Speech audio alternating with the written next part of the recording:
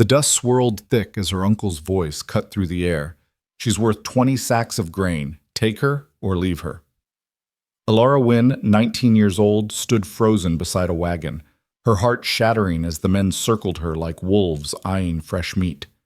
Then a stranger rode out of the desert haze, his voice low but sharp as a blade. She's a person, not your bargain. What happened next would change everything. Stay with me until the end, and drop a comment telling me which city you're watching from. Let me see how far this story travels. The morning sun rose angry over Red Mesa, painting the cracked earth in shades of rust and dried blood. It hadn't rained in 4 months. The wells had gone dry 2 months before that. And somewhere between the withering of the last corn stalks and the death of the final milk cow, the people of this forgotten stretch of land had started making decisions that would have horrified them in better times. Alara Wynne stood at the edge of her uncle's property, watching the horizon shimmer with heat waves that made the distant mountains look like they were melting. She was 19 years old, though the weariness in her gray eyes made her seem older. Her dark hair, tied back with a strip of faded cloth, hung limp against her neck. Her dress, once a soft blue, now bleached nearly white by sun and countless washings, hung loose on her thin frame. She had been beautiful once, people said. Before the drought, before the hunger, before her parents died of the fever that swept through Red Mesa like God's own punishment. Now she was just another mouth to feed in a land that had forgotten how to provide. "Alara!" Her uncle's voice cracked through the morning stillness like a whip. Harold Wynne was a big man, though the drought had whittled him down some. His face was weathered leather stretched over sharp bones, and his eyes, small and close-set, held the desperate cunning of a cornered animal. "Get over here, girl. We got company coming." Alara's stomach tightened. Company. In better times, that word might have meant neighbors stopping by for coffee, or perhaps a traveling preacher looking for a meal in a congregation. But these weren't better times. Company now meant traders, drifters, men with hard eyes and harder bargains. She walked toward the farmhouse, her bare feet sending up small puffs of dust with each step. The chickens were all gone, eaten months ago. The pig pen stood empty. Even the dogs had wandered off, searching for something, anything, that might fill their bellies. "What kind of company?" she asked, though something in her gut already knew, something in the way her uncle wouldn't quite meet her eyes. "Business company," Harold said. He spat into the dirt. "Important business. You just stand there and look pretty. Can you manage that much?" Alara's aunt, Martha, appeared in the doorway of the farmhouse. She was a thin woman, all angles and nervous movements, with hands that never stopped wringing against her apron. She looked at Alara with something that might have been pity, might have been guilt, but said nothing. She never said anything anymore. The sound of wagon wheels reached them before the dust cloud did. Alara shaded her eyes against the sun and watched 3 wagons emerge from the heat haze, drawn by mules that looked nearly as starved as the people of Red Mesa. The wagons were loaded with supplies, sacks of grain, barrels of water, crates that might have held anything from salted meat to ammunition. Hope flickered in Alara's chest despite herself. Food. Real food. Maybe her uncle had finally found a way to— "Remember what I told you," Harold muttered, gripping her arm hard enough to leave bruises. "You stand there, you smile, and you keep your mouth shut. This is men's business." The wagons pulled to a stop in front of the farmhouse. 3 men climbed down from the lead wagon, and Alara felt the hope in her chest curdle into something cold and sour. The leader was a man called Silas Garrett. Everyone in Red Mesa knew Silas, though most wished they didn't. He was a trader of sorts, the kind who always seemed to have what people needed, and always demanded more than they could afford to give. He was tall and lean, with a face like a hatchet, and eyes the color of dirty ice. A scar ran from his left eyebrow to his jaw, pulling his mouth into a permanent sneer. "Harold," Silas said, his voice carrying a false warmth that made Alara's skin crawl. "Good to see you're still standing. Heard the drought hit you folks hard." "It hit everyone hard," Harold replied. There was a tremor in his voice that Alara had never heard before. Fear. Her uncle was afraid of this man. That it did. Silas's gaze slid past Harold and landed on Alara. It moved over her slowly, appraisingly, the way a man might examine a horse he was thinking of buying. And this must be the niece I've heard so much about. Alara said nothing. She couldn't have spoken even if she'd wanted to. Her throat had closed up, and her heart was hammering so hard she could feel it in her temples. Alara, Harold said, and his voice cracked on her name. Her name's Alara. Pretty name. Silas stepped closer. He smelled of tobacco and something else. Something sour and wrong. Pretty girl, too. Young, healthy, from the look of her. He reached out and took her chin in his hand, turning her face from side to side like he was inspecting merchandise. Alara jerked away, her fear suddenly giving way to anger. Don't touch me! The words came out before she could stop them, and she saw her uncle's face go pale. But Silas just laughed. It was an ugly sound, like stones scraping together. Got some spirit in her, too. I like that. He turned back to Harold. She'll do. 20 sacks of grain, like we discussed, plus 2 barrels of water and a side of beef. The world seemed to tilt beneath Alara's feet. What? The word came out as barely a whisper. It's a fair price, Harold said, but he was talking to Silas, not to her. He still wouldn't meet her eyes. More than fair, considering the circumstances. Wait. Alara stepped backward, her bare heel catching on a rock. Wait, what are you talking about? Uncle Harold, what is he talking about? Business, Harold said flatly. Just business, girl. Nothing personal. Nothing. Alara's voice broke. She looked at her aunt, still standing in the doorway, still wringing her hands. Aunt Martha, what is this? What's happening? Martha's lips moved, but no sound came out. Tears were streaming down her weathered cheeks, but she made no move to intervene. She just stood there, as helpless and silent as she'd been since the drought began. Your uncle's a practical man, Silas said. He was enjoying this. Alara could see it in the way his scarred face twisted with amusement. He's got no children of his own, no sons to work the land, no daughters to fetch a bride price. Just a dead brother's girl eating what little food he's got. Can't hardly blame him for wanting to get some value out of the arrangement. You're selling me. The words tasted like ash in Alara's mouth. You're actually selling me. Like I'm a cow. Like I'm a piece of furniture. Don't be dramatic, Harold snapped. It's not like that. Mr. Garrett here runs a hospitality business up in Copperwell. You'll have a roof over your head, food in your belly, more than you'd get here. Alara knew about Silas Garrett's hospitality business. Everyone knew, even if no one talked about it openly. The saloon in Copperwell, the rooms above it, the girls who worked there, with their painted faces and empty eyes. No. She was backing away now, her heart racing. No, I won't. I won't go with him. You can't make me. I can make you do whatever I damn well please, Harold growled. The fear in his voice had been replaced by something harder, meaner. I fed you for 3 years, clothed you, put a roof over your head when no one else would. You owe me, girl. I don't owe you this. Silas nodded to his men, 2 thick-necked brutes who looked like they'd done this sort of thing before. They started moving toward Alara, and she turned to run. She didn't get far. One of them caught her arm and yanked her back so hard she felt something pop in her shoulder. She screamed, from pain, from fear, from the sheer horror of what was happening. But no one came. The neighboring farms were empty, abandoned. The people of Red Mesa were either dead, gone, or too broken to care. Let her go. The voice came from behind them, quiet, but carrying in the still morning air. Everyone froze. Alara twisted in her captor's grip and saw a man on horseback, silhouetted against the rising sun. He was tall and lean in the saddle, wearing a battered hat that cast his face in shadow. His clothes were trail-worn, leather and denim faded by years of sun and wind, and a pistol hung low on his hip in a holster that had seen plenty of use. This ain't your business, friend, Silas called out. His hand drifted toward his own weapon. Best ride on.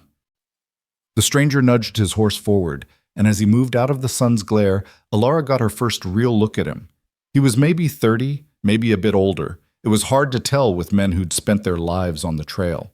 His face was weathered, all hard angles and sun-darkened skin, with a jaw that looked like it had been carved from stone. But it was his eyes that caught her, hawk-sharp and gray as storm clouds, watching everything with a calm that seemed almost unnatural given the circumstances. Heard some talk back in Red Mesa, the stranger said. His voice was low and rough, like gravel rolling in a creek bed. About a girl being traded for grain. Figured I'd see what kind of men make deals like that. The kind who mind their own business, Silas replied. His fingers were wrapped around the grip of his pistol now. Which is more than I can say for you. The stranger's horse came to a stop about 10 feet from the wagons. He sat there for a moment, just looking, at Silas, at Harold, at the two brutes holding Alara between them. His gaze finally settled on her, and something shifted in those gray eyes.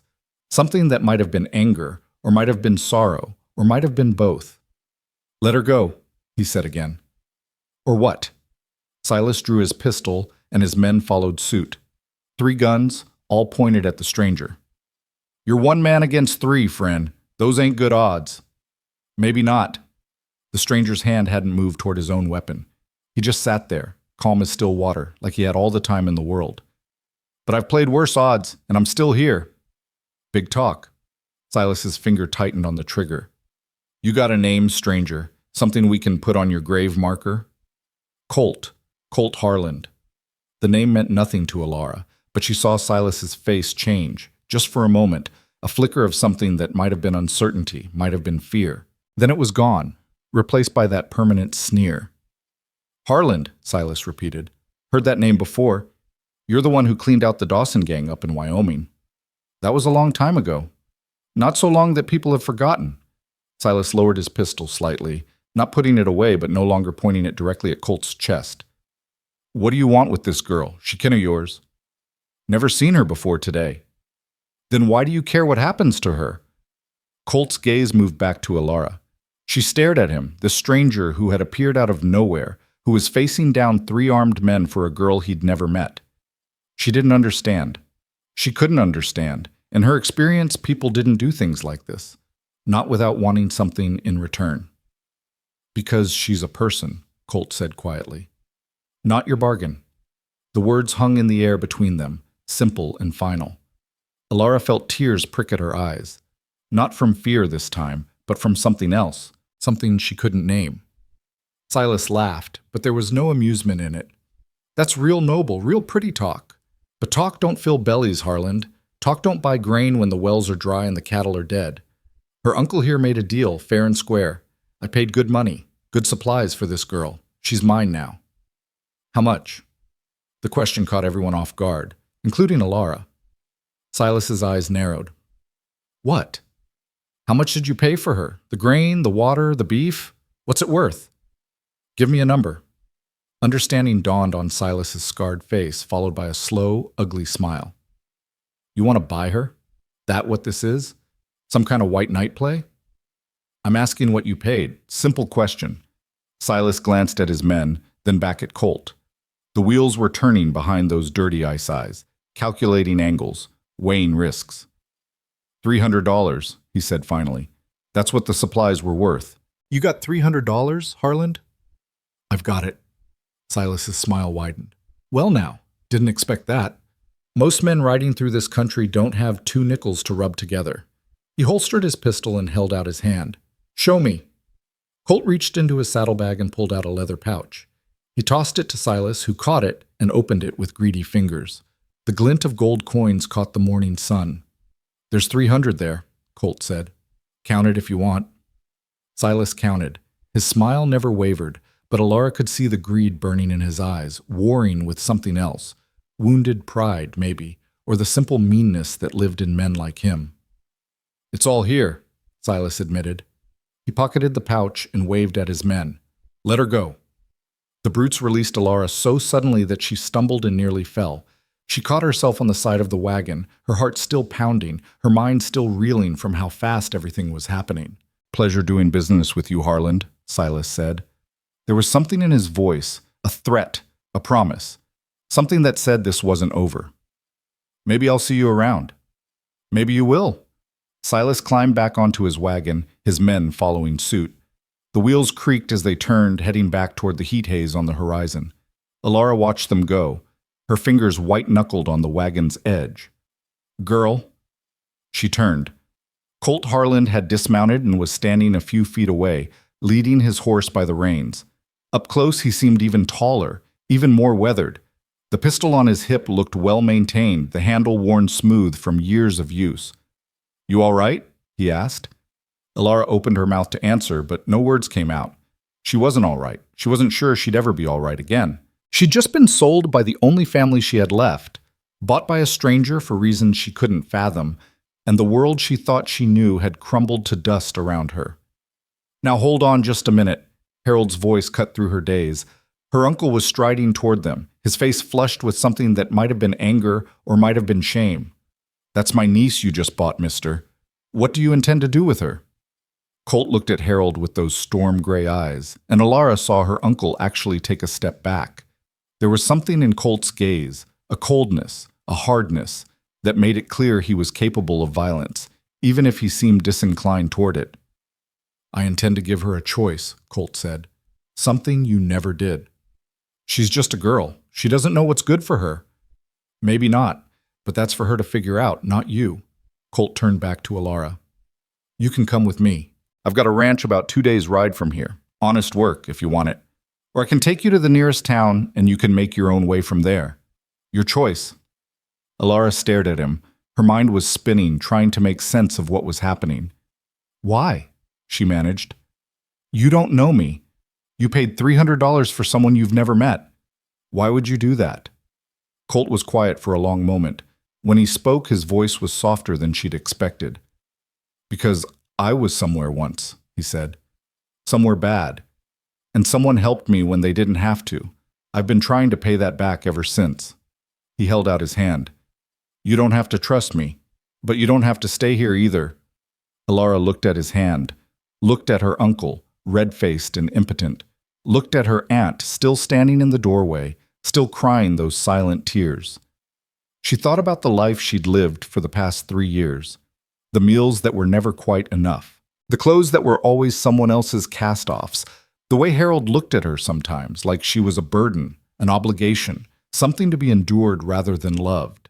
She thought about what would have happened if Colt hadn't ridden up when he did. Silas Garrett's saloon, the rooms above it, the girls with their painted faces and empty eyes. She took his hand. His grip was firm and calloused, the hand of a man who'd spent his life working hard. He helped her up onto his horse, a chestnut mare with kind eyes and a steady gait, and swung up behind her.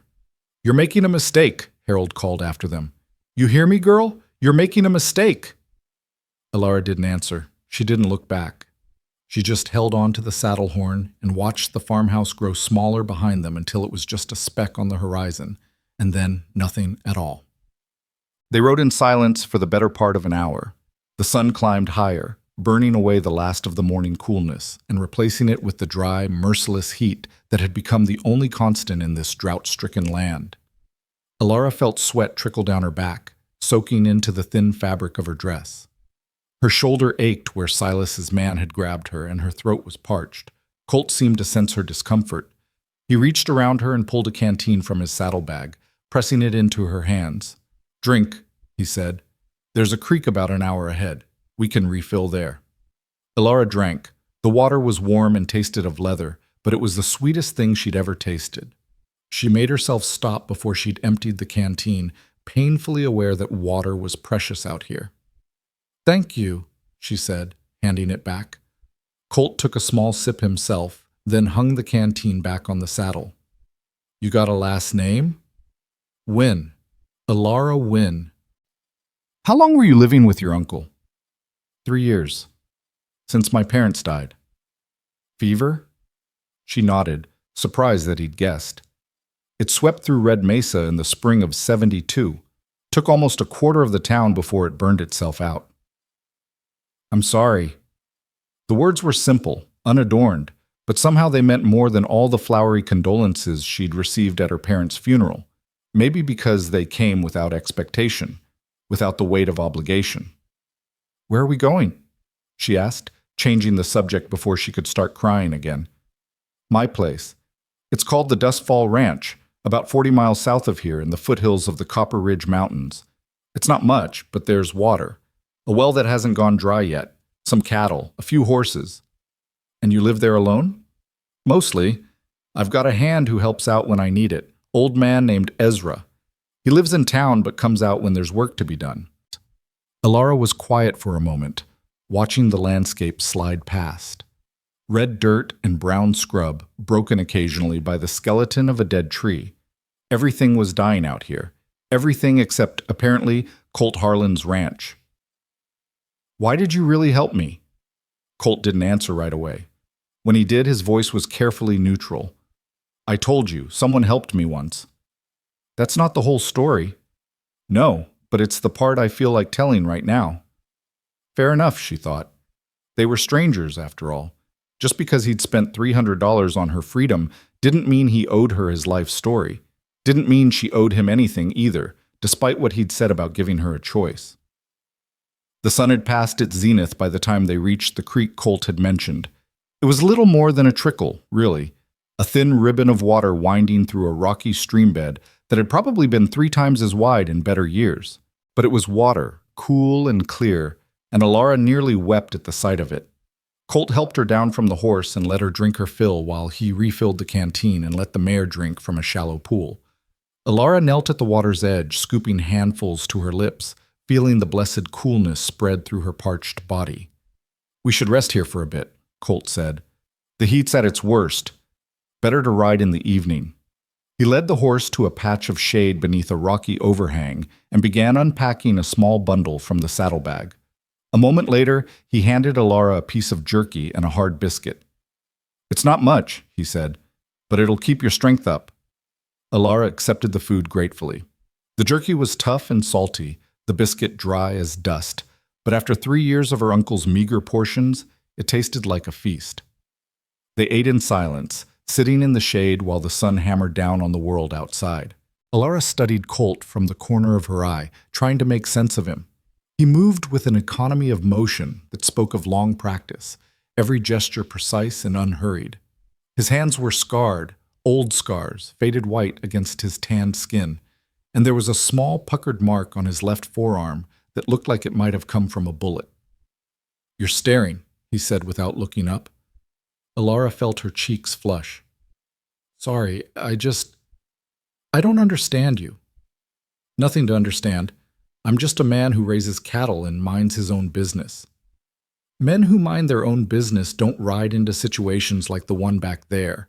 Don't spend $300 on a girl they've never met. Colt was quiet for a long moment. When he finally spoke, his voice was distant, like he was talking about someone else entirely. "I wasn't always a rancher," he said. "When I was younger, not much older than you, I did things I'm not proud of. Ran with men who did worse. I told myself it was survival, that the world was hard and you had to be harder. But the truth is, I was just angry. Angry at life, angry at God, angry at everyone who'd ever hurt me." He paused, his gray eyes fixed on some point in the distance. "Then one day, I woke up and realized I'd become the kind of man I used to fear, the kind who takes what he wants and doesn't care who gets hurt.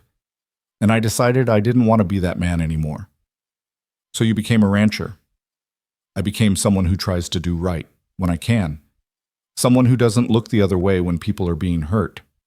He finally looked at her, and there was something raw in his gaze, something vulnerable. "I can't undo what I did in the past, but I can try to be better now. That's all any of us can do." Alara didn't know what to say to that, so she said nothing, just sat there in the shade and thought about all the people who had looked the other way when she needed help. Her aunt, her neighbors, an entire town that had watched her starve and said nothing. And then Colt Harlan had ridden out of the desert, a stranger with storm-gray eyes and a $300 conscience, and everything had changed. "Thank you," she said quietly. "I don't know if I can ever repay you, but thank you." "You don't owe me anything," Colt said firmly. "That's the whole point. You don't owe anyone anything. Your life is yours. What you do with it from here on out, that's your choice, no one else's." They rode through the evening and into the night, stopping only when the moon was high and the horse was too tired to go on. Colt made camp in a shallow gully, hidden from the road by a stand of scraggly pines. He built a small fire, just big enough to take the edge off the night's chill, and laid out a bedroll for Alara. "You should sleep," he said. "We've got another day's ride ahead of us." "What about you?" "I'll keep watch." He settled against a boulder, his hat pulled low over his eyes, his hand resting on the pistol at his hip. Old habit. Alara lay down on the bedroll, pulling Colt's coat, which he'd insisted she take despite her protests, up to her chin. The ground was hard. The night sounds unfamiliar, but exhaustion dragged her down into sleep almost immediately. She dreamed of Silas Garrett's saloon, of painted faces and empty eyes, of her uncle's voice saying, "She's worth 20 sacks of grain, take her or leave her." She woke in a cold sweat, her heart pounding, and found Colt sitting exactly where she'd left him, his gray eyes reflecting the dying embers of the fire. "Nightmare?" he asked. She nodded, not trusting her voice. "They'll fade," he said quietly. "Eventually. The brain's way of working through things it can't make sense of." He handed her the canteen. "Drink. It helps." She drank, and slowly her heart rate returned to normal.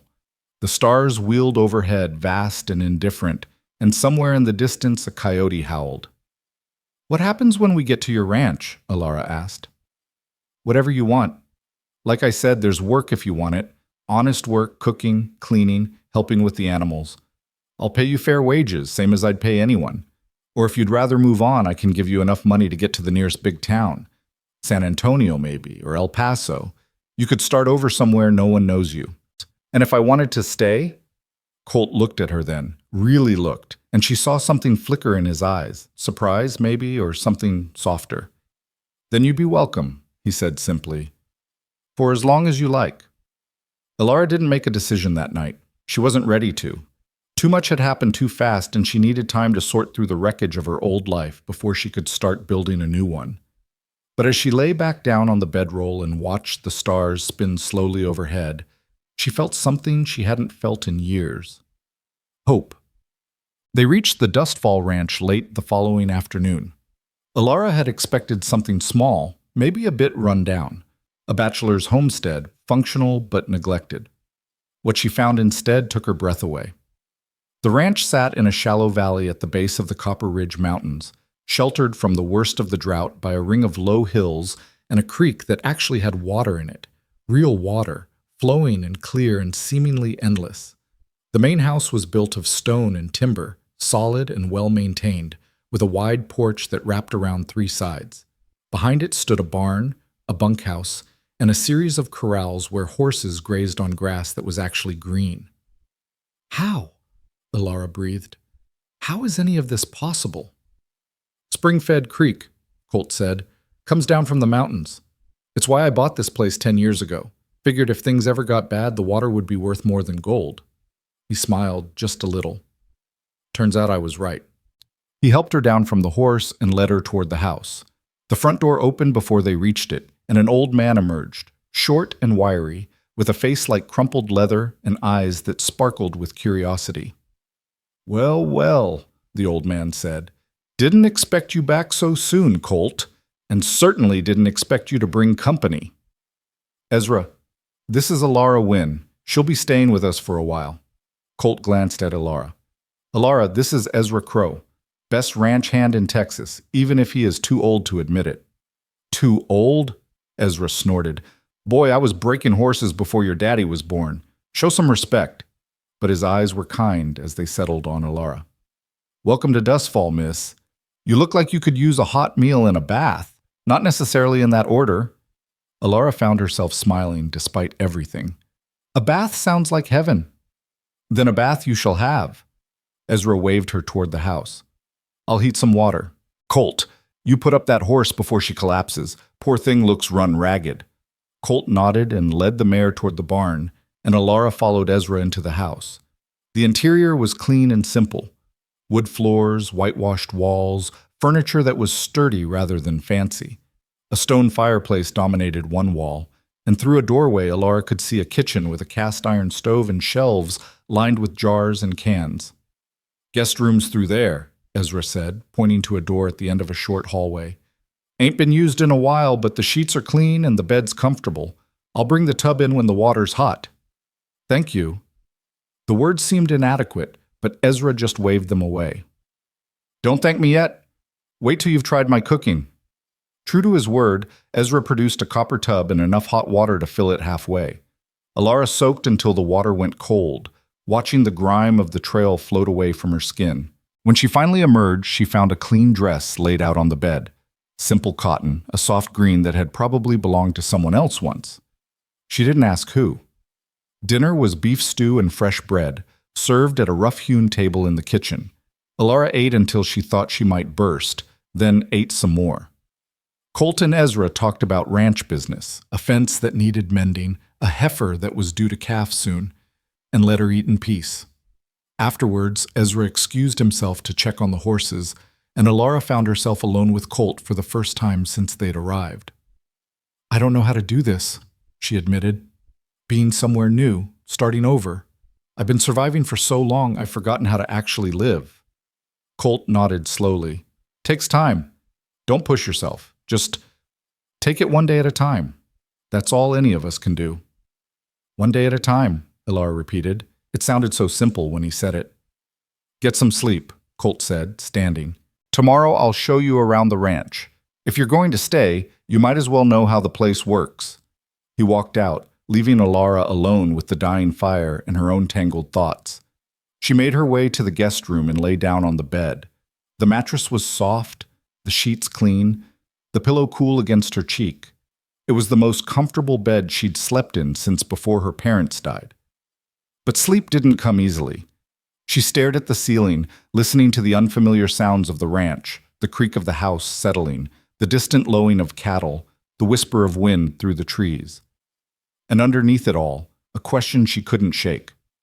Why had Colt really saved her? He'd given her an answer, sure. Someone helped me once, and I've been trying to pay that back ever since. But there was more to it than that. She could feel it, the way you could feel a storm coming before you saw the clouds. What had happened to him all those years ago? What kind of man had he been before he decided to be better? And was it possible, just possible, that his past might catch up with them both? Alara didn't have the answers. Not yet. But as she finally drifted off to sleep, safe for the first time in years, she made herself a promise. She would find out, whatever it took. 3 days passed, and Alara began to settle into the rhythm of life at Dustfall Ranch. She woke with the sun and went to bed when it set. She helped Ezra in the kitchen, learning to cook over a proper stove instead of the smoky fireplace she'd used at her uncle's farm. She helped Colt with the animals, discovering muscles she didn't know she had, and developing calluses on her hands that her aunt would have been horrified by. And slowly, so slowly she almost didn't notice it happening, she began to feel something unfamiliar. Safe. It was a strange sensation, safety. She'd forgotten what it felt like to walk through the world without constantly looking over her shoulder, without that low hum of anxiety that had become so familiar she'd stopped recognizing it. At Dustfall, she could breathe. She could eat until she was full. She could sleep through the night without dreaming of hungry eyes and desperate bargains. She was standing on the corral fence on the fourth morning, watching Colt work with a young gelding, when Ezra came up beside her. "He's good with them," the old man said, nodding toward Colt. "The horses. Always has been. Says they're easier than people." Alara watched as Colt murmured something to the gelding, his hand gentle on its neck. The horse, which had been tossing its head nervously, gradually stilled. "He doesn't talk much about himself," she said. "No, he doesn't." Ezra was quiet for a moment. "But I've known him 10 years now. Watched him build this place from nothing, and I can tell you this, whatever he was before he came here, whatever demons he's running from, he's spent every day since trying to outrun them." "Has he? Outrun them?" Ezra shook his head. "Some things you can't outrun, miss. They're part of you, written in your bones. Best you can do is try to be better than the man you were yesterday, and that's what Colt does, every single day." The gelding was calm now, nuzzling at Colt's pocket for the treat it knew was there. Colt produced a bit of dried apple and let the horse lip it from his palm, a rare smile crossing his weathered face. "Why are you telling me this?" Alara asked. Ezra looked at her, and his eyes were surprisingly sharp. "Because you're running from something too, girl. I can see it in you, same as I saw it in him, and I want you to know, whatever you're carrying, you don't have to carry it alone. Not anymore." He walked away before she could respond, heading back to the house with his hitching gait. Alara watched him go, something thick and hot pressing against the back of her throat. She turned back to the corral just as Colt looked up. Their eyes met across the dusty space, and for a moment neither of them moved. Then Colt nodded, just once, a small acknowledgement, and returned to his work. And Alara felt the first fragile tendrils of something new take root in her chest. It wasn't love, not yet, maybe not ever. But it was connection, a thread stretching between two broken people, each trying to find their way back to wholeness.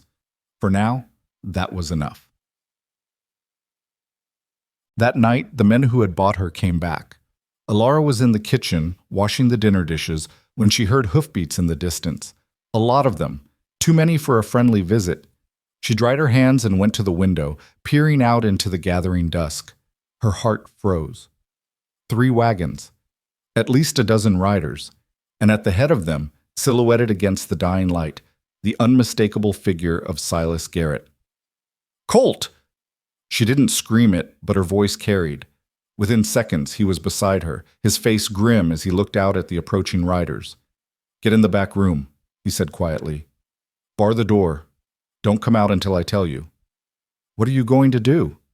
But he was already moving, striding toward the front door with a purpose that made her blood run cold.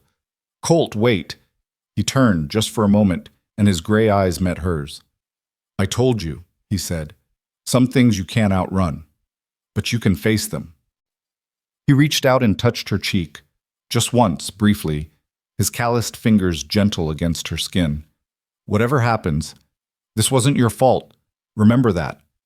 Then he was gone, stepping out onto the porch to face the men who had come to take her back, and Alara did the only thing she could. She ran to the back room, barred the door, and started looking for a weapon.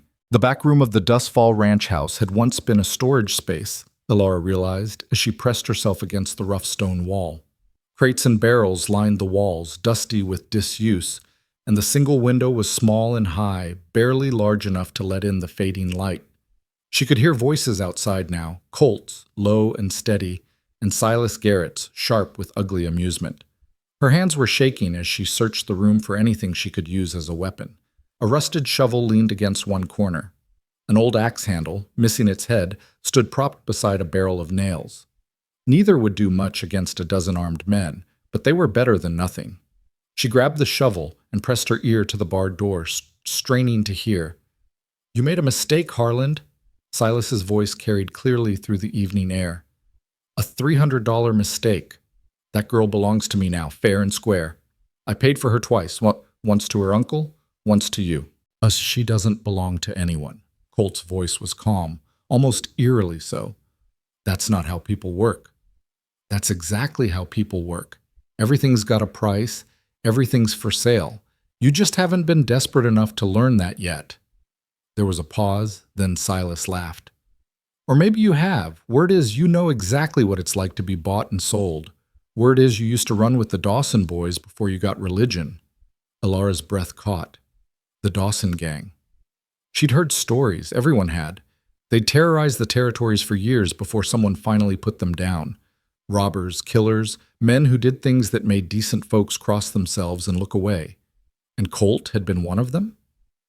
"That was a long time ago," Colt said. "Maybe so. But a man doesn't change, Harland. Not really. Not down deep where it counts. You can play rancher all you want, build your fences and tend your cattle, but underneath all that, you're still the same cold-eyed killer who rode with Dutch Dawson, the same man who burned down that farmhouse in Cimarron with the family still inside." Silence.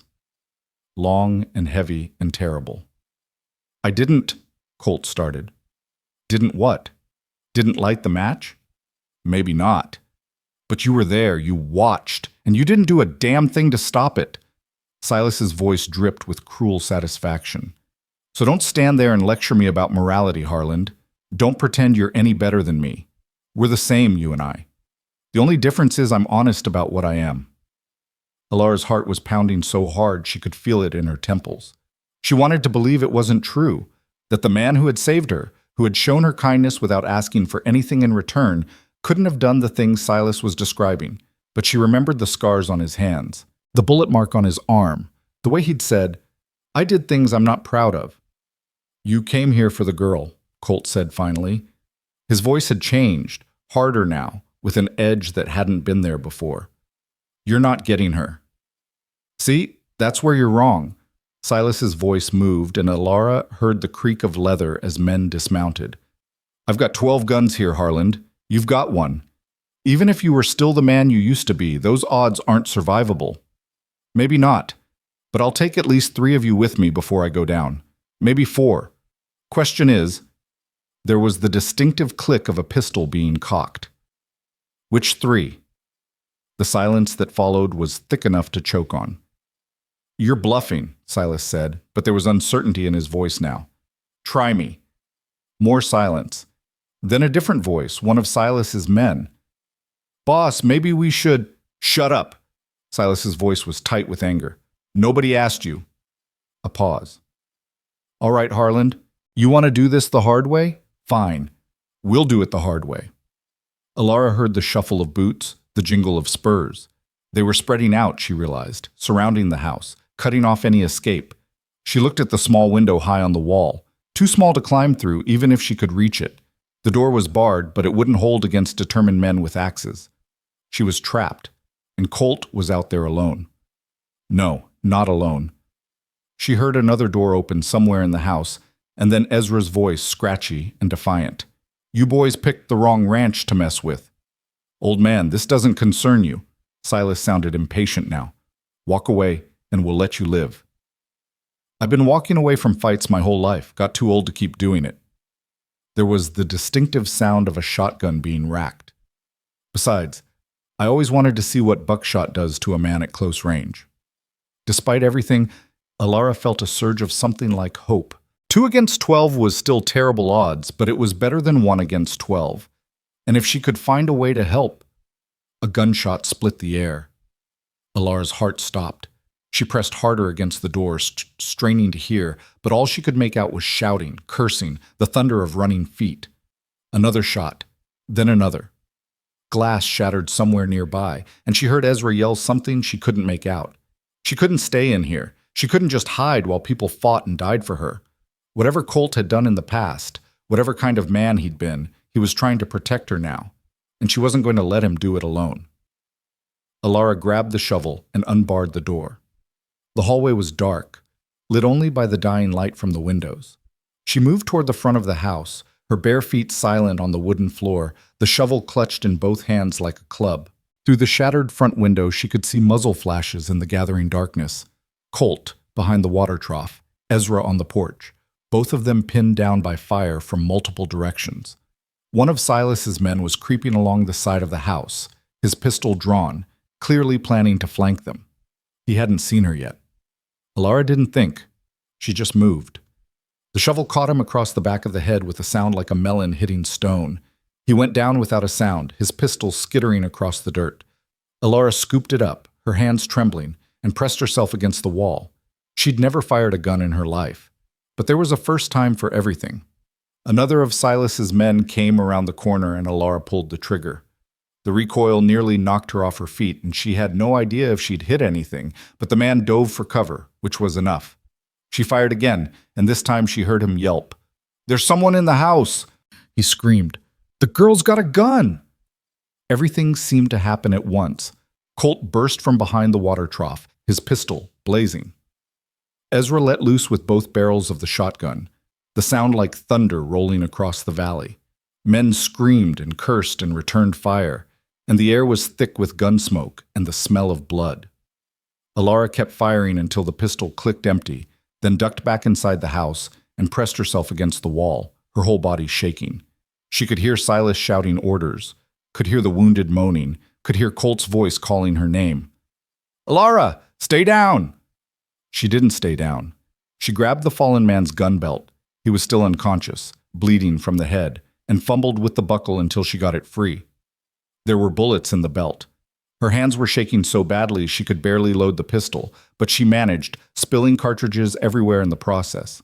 When she looked up, Silas Garrett was standing in the doorway. His face was a mask of rage, his dirty ice eyes burning with a hatred that made her blood run cold. His coat was torn, and there was blood on his sleeve, not his own, probably. and his pistol was pointed directly at her chest. "Stupid girl," he said. "Should have stayed in the back room. Now you get to watch your cowboy die." He turned to aim at Colt, and Alara shot him. The bullet took him in the shoulder, spinning him around, and his pistol went off wild, the shot embedding itself in the ceiling. He staggered, clutching his wound, and Alara was moving before she even realized it. Across the room, through the door, out onto the porch, where Ezra was reloading his shotgun with hands that shook with age but not with fear. "Get back inside!" Ezra shouted. But Alara wasn't listening. She was looking at Colt. He was on his feet, pistol in hand, facing down the 4 men who were still standing.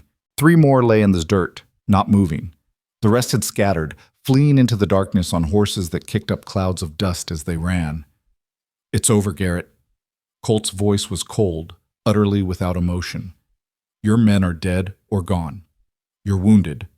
And in about 30 seconds, you're going to be in a cell in Red Mesa." Silas laughed. It was a wet, ugly sound. "You think this is over? This isn't over, Harland. Not by a long shot. You killed my men. You shot me, and you stole what's mine." His eyes found Alara, and the hatred in them made her take an involuntary step back. "I don't forget. I don't forgive. And I will find you, both of you. No matter where you run, no matter where you hide, I will find you." "Maybe." Colt stepped forward and brought his pistol down across Silas's face. The man crumpled like a puppet with cut strings. "But not tonight." The silence that followed was deafening. Alara stood on the porch, the pistol still clutched in her hands, and watched Colt tie Silas's hands behind his back with a length of rope. The 4 remaining men, the ones who hadn't fled, were disarmed and bound as well, their faces pale with fear and shock. "You all right?"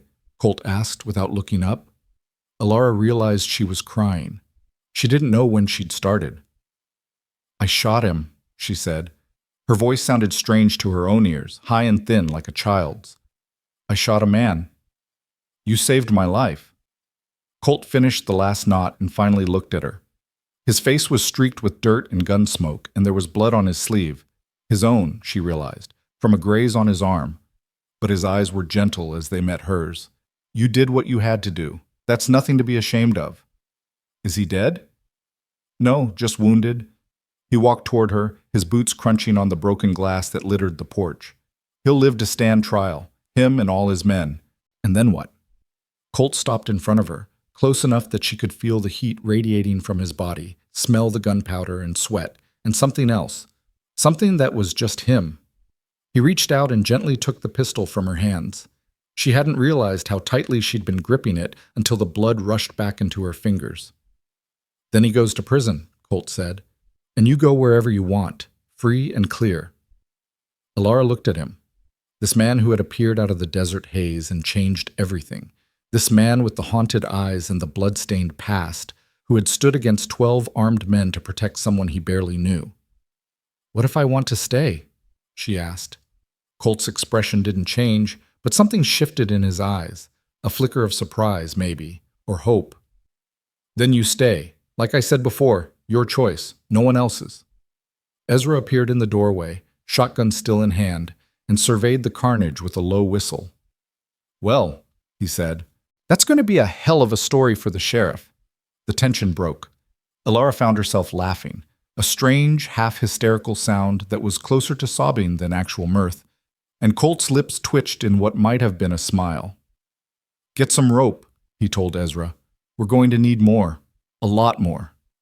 The old man nodded and disappeared into the house, leaving Alara and Colt alone on the ruined porch. "Thank you," she said, "for everything."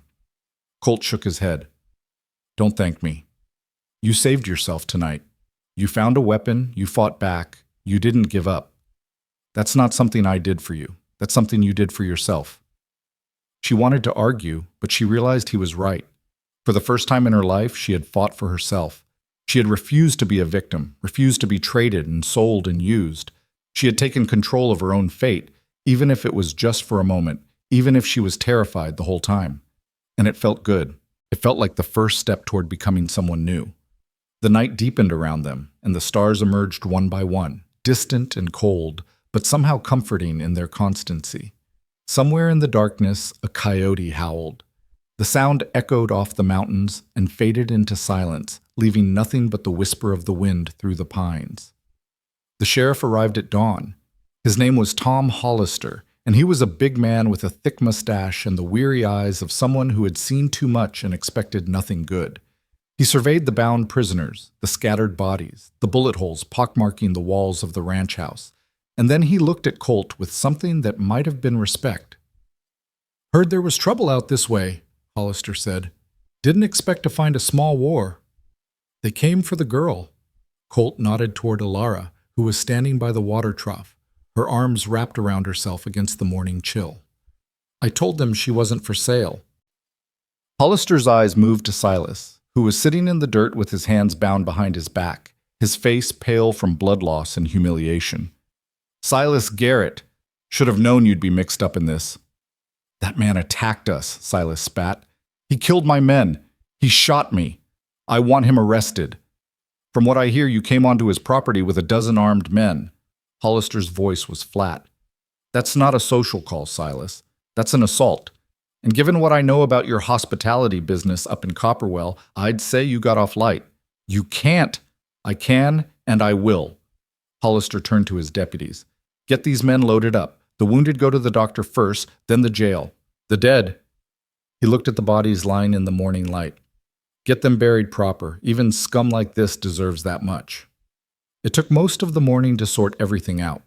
Statements were taken, wounds were tended, and the deputies hauled away the living and the dead alike. By the time the last wagon rolled off toward Red Mesa, the sun was high, and Alara was so tired she could barely stand. "You should sleep," Colt said. He was leaning against the porch rail, a mug of coffee in his hand, looking like a man who hadn't rested in days. "The guest room's still yours." "What about you?" "I'll manage. Got fences to check, cattle to feed, ranch doesn't run itself." Alara hesitated. There was something she needed to say, had been needing to say since the moment she'd heard Silas's accusations in the darkness. "What he said about you," she began. "About the Dawson gang. About that farmhouse in Cimarron. Was it true?" Colt's face went very still. He set down his coffee mug with careful precision, as if he was afraid of breaking it. "Some of it," he said finally. "Not all, but enough." "Tell me." He looked at her then, and the pain in his eyes was so raw, so naked, that she almost took back the request. But she didn't. She needed to know who this man really was. The man who had saved her, the man who had fought for her, the man who might be the first person to ever see her as something more than a burden or a bargain. "I was 17 when I joined up with Dutch Dawson," Colt said. His voice was flat, distant, like he was reading from a book about someone else's life. "My parents were dead, killed in a Comanche raid when I was 12. I'd been drifting ever since, doing whatever I could to survive. Picking pockets, running cons, stealing food when I couldn't buy it." He paused, his eyes fixed on some point in the middle distance. "Dutch found me in a saloon in El Paso. I just got caught cheating at cards, and the man I'd cheated was about to put a bullet in my brain. Dutch walked in, put a gun to the man's head and said, 'This one's mine.' And that was that. I belonged to the Dawson gang." "You were just a boy," Alara said softly. "I was old enough to know the difference between right and wrong. And I chose wrong. For 5 years I chose wrong, every single day." Colt's jaw tightened. "I told myself it was survival. Told myself I didn't have a choice. But that was a lie. There's always a choice. I just didn't have the courage to make the right one." "And the farmhouse?" Colt closed his eyes. "That was the worst night of my life. Dutch got it into his head that the farmer had money hidden somewhere. Gold from the California rush, supposedly. Turns out it was just a rumor, but Dutch didn't find that out until after he'd burned the place down. The farmer, his wife, their 3 children," his voice cracked. "I was supposed to keep watch. I heard the screaming, and I stood there. I didn't try to stop it. I didn't try to help. I just stood there and let it happen." Alara didn't know what to say. The horror of what he was describing was almost too much to comprehend. But she forced herself to keep listening, to keep watching his face as he laid bare the darkest part of his soul. "That was the night I left," Colt continued. I waited until everyone was asleep, and I ran. Rode as far and as fast as I could, didn't stop until I'd put 3 states between me and the Dawson gang. He opened his eyes and looked at her. A year later, a posse caught up with them in Wyoming. Dutch and most of his men were killed in the shootout. The ones who survived went to prison. I heard about it from a newspaper, sitting in a saloon somewhere in Colorado. And you never went back? Never. I came here, bought this ranch, started over. Told myself I could be someone new, someone better. A bitter smile crossed his face. But Silas was right about one thing. You can't outrun what you are. You can only try to be better than the man you were yesterday. Alara was quiet for a long moment, letting his words settle into the spaces between them. She thought about her own past, the 3 years of slow starvation, the morning her uncle had bartered her like livestock, the moment she'd taken that shovel and swung it at a man's head. We've both done things we're not proud of, she said finally, things we can't undo. But that doesn't mean we have to let them define us. You told me that my life was my own, that I could choose what to do with it. Doesn't the same thing apply to you? Colt stared at her. For a moment, he looked almost vulnerable, like the 17-year-old boy who had stood outside a burning farmhouse and done nothing. I never thought about it that way, he admitted. Then start. Alara reached out and took his hand. His skin was warm, calloused, steady. We can't change the past, but we can decide what kind of people we want to be going forward, and I'd rather be the kind of person who fights for something than the kind who just gives up. Colt's fingers tightened around hers. He didn't say anything, but he didn't need to. The look in his eyes said everything. They stood like that for a long time, 2 broken people holding on to each other in the morning light. The wind rustled through the pines, and somewhere in the distance a hawk circled lazily against the blue sky. The world kept turning, indifferent to their pain and their hope and their fragile newborn connection. But for the first time in a long time, neither of them felt alone. The days that followed were quiet, almost peaceful. Colt threw himself into the work of repairing the damage from the attack. Windows were replaced, bullet holes were patched, blood was scrubbed from the porch until no trace of the violence remained. Ezra grumbled about the extra work, but pitched in without complaint, his gnarled hands surprisingly deft with hammer and nail. And Alara began to learn. She learned how to saddle a horse, how to check its hooves for stones, how to brush its coat until it gleamed in the sunlight. She learned how to mend a fence, how to string barbed wire without cutting herself, how to spot a sick calf from 50 yards away. She learned how to cook a proper meal over the cast iron stove, how to preserve meat for winter, how to bake bread that was actually edible. She learned, too, how to shoot. Colt taught her in the evenings when the work was done and the sun was sinking toward the mountains. He was a patient teacher, correcting her grip, adjusting her stance, teaching her how to breathe, how to aim, how to squeeze the trigger instead of pulling it.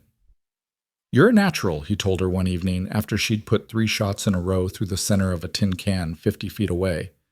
"Better than most men I've known." Alara lowered the pistol, feeling the familiar weight of it in her hand. "I never thought I'd be good at anything like this." Everyone's good at something. Most people just never get the chance to find out what." She looked at him, really looked, the way she'd been afraid to at first. The hard lines of his face had softened over the weeks, or maybe she was just seeing them differently now. The haunted look in his eyes was still there, but it had been joined by something else, something lighter. "You're different," she said. "Different how?" "I don't know. Less heavy, like you're carrying less weight than you used to." Colt considered this. "Maybe I am," he said finally. "Funny thing about secrets, they get lighter when you share them." Alara smiled. It was still a strange sensation, smiling. She was out of practice. But it came more easily now than it had a month ago, a week ago, even a day ago. "Ezra says dinner's almost ready," she said. "Something about a rabbit stew that'll make your eyes water. That man puts too much pepper in everything." "I know. I've been trying to tell him, but he won't listen." They walked back to the house together, the pistol tucked into Alara's belt, their shoulders almost touching. The first stars were appearing in the darkening sky, and the air was cool and clean with the promise of autumn. Do you think Silas meant what he said? Alara asked as they climbed the porch steps. About finding us? About not forgetting? Colt's face darkened slightly. Men like Silas always mean what they say.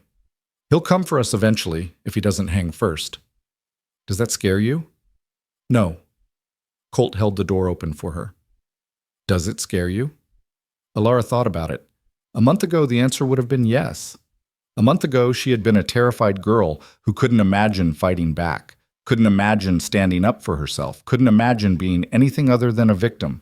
But that was a month ago. No, she said, it doesn't. And for the first time, she meant it. The days shortened as autumn deepened and the work of the ranch changed with the seasons. Cattle had to be moved to lower pastures before the first snows came. Hay had to be stacked in the barn. Firewood had to be split and piled high against the walls of the house. Alara worked alongside Colt and Ezra, her body growing stronger, her hands growing rougher, her spirit growing more resilient with each passing day. She stopped having nightmares about Silas Garrett and his saloon. She stopped flinching at sudden noises. She stopped waiting for the other shoe to drop. One evening, as she was helping Ezra prepare dinner, the old man cleared his throat in a way that meant he had something to say. You're good for him, you know. Alara looked up from the potatoes she was peeling. What? Colt, you're good for him. Ezra's weathered face was thoughtful. I've known that man 10 years, like I said. Never seen him smile as much as he has these past few weeks. Never seen him talk as much either. Usually have to pry words out of him with a crowbar. Alara felt heat rise to her cheeks. We're not. Didn't say you were, Ezra chuckled. Just saying what I see.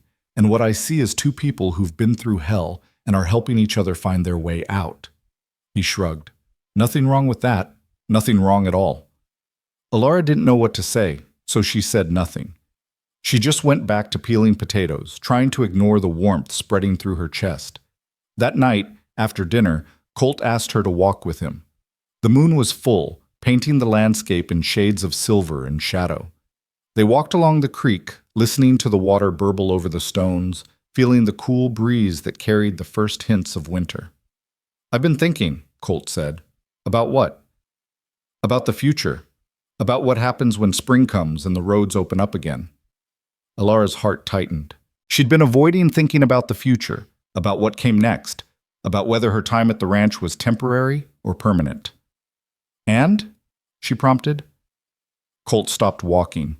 He turned to face her, and in the moonlight, his gray eyes looked almost silver. I want you to stay, he said. Not because I need help with the ranch, not because I feel responsible for you, but because... He paused, searching for the right words.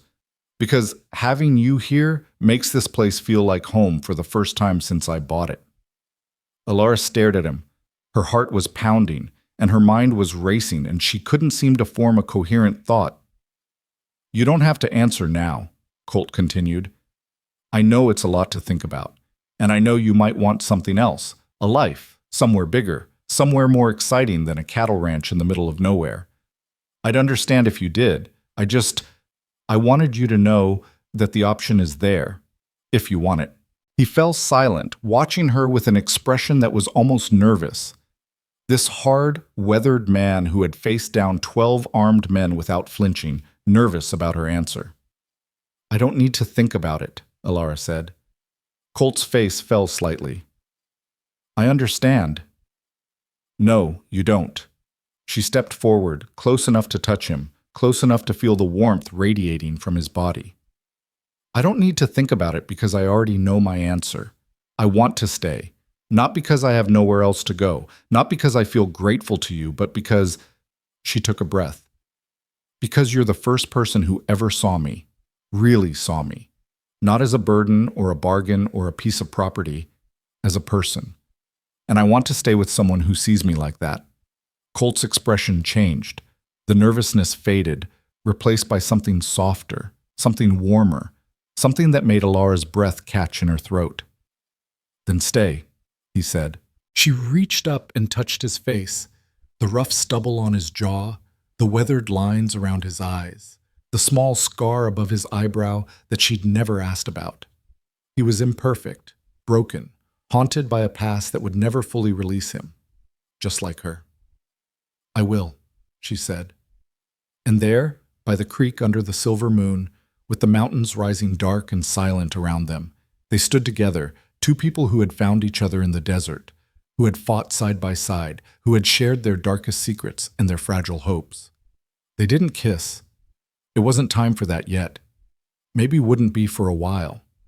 What they had was too new, too fragile, too precious to rush. But they stood close, her hand on his face, his hand covering hers, and let the moment stretch into something that felt like forever.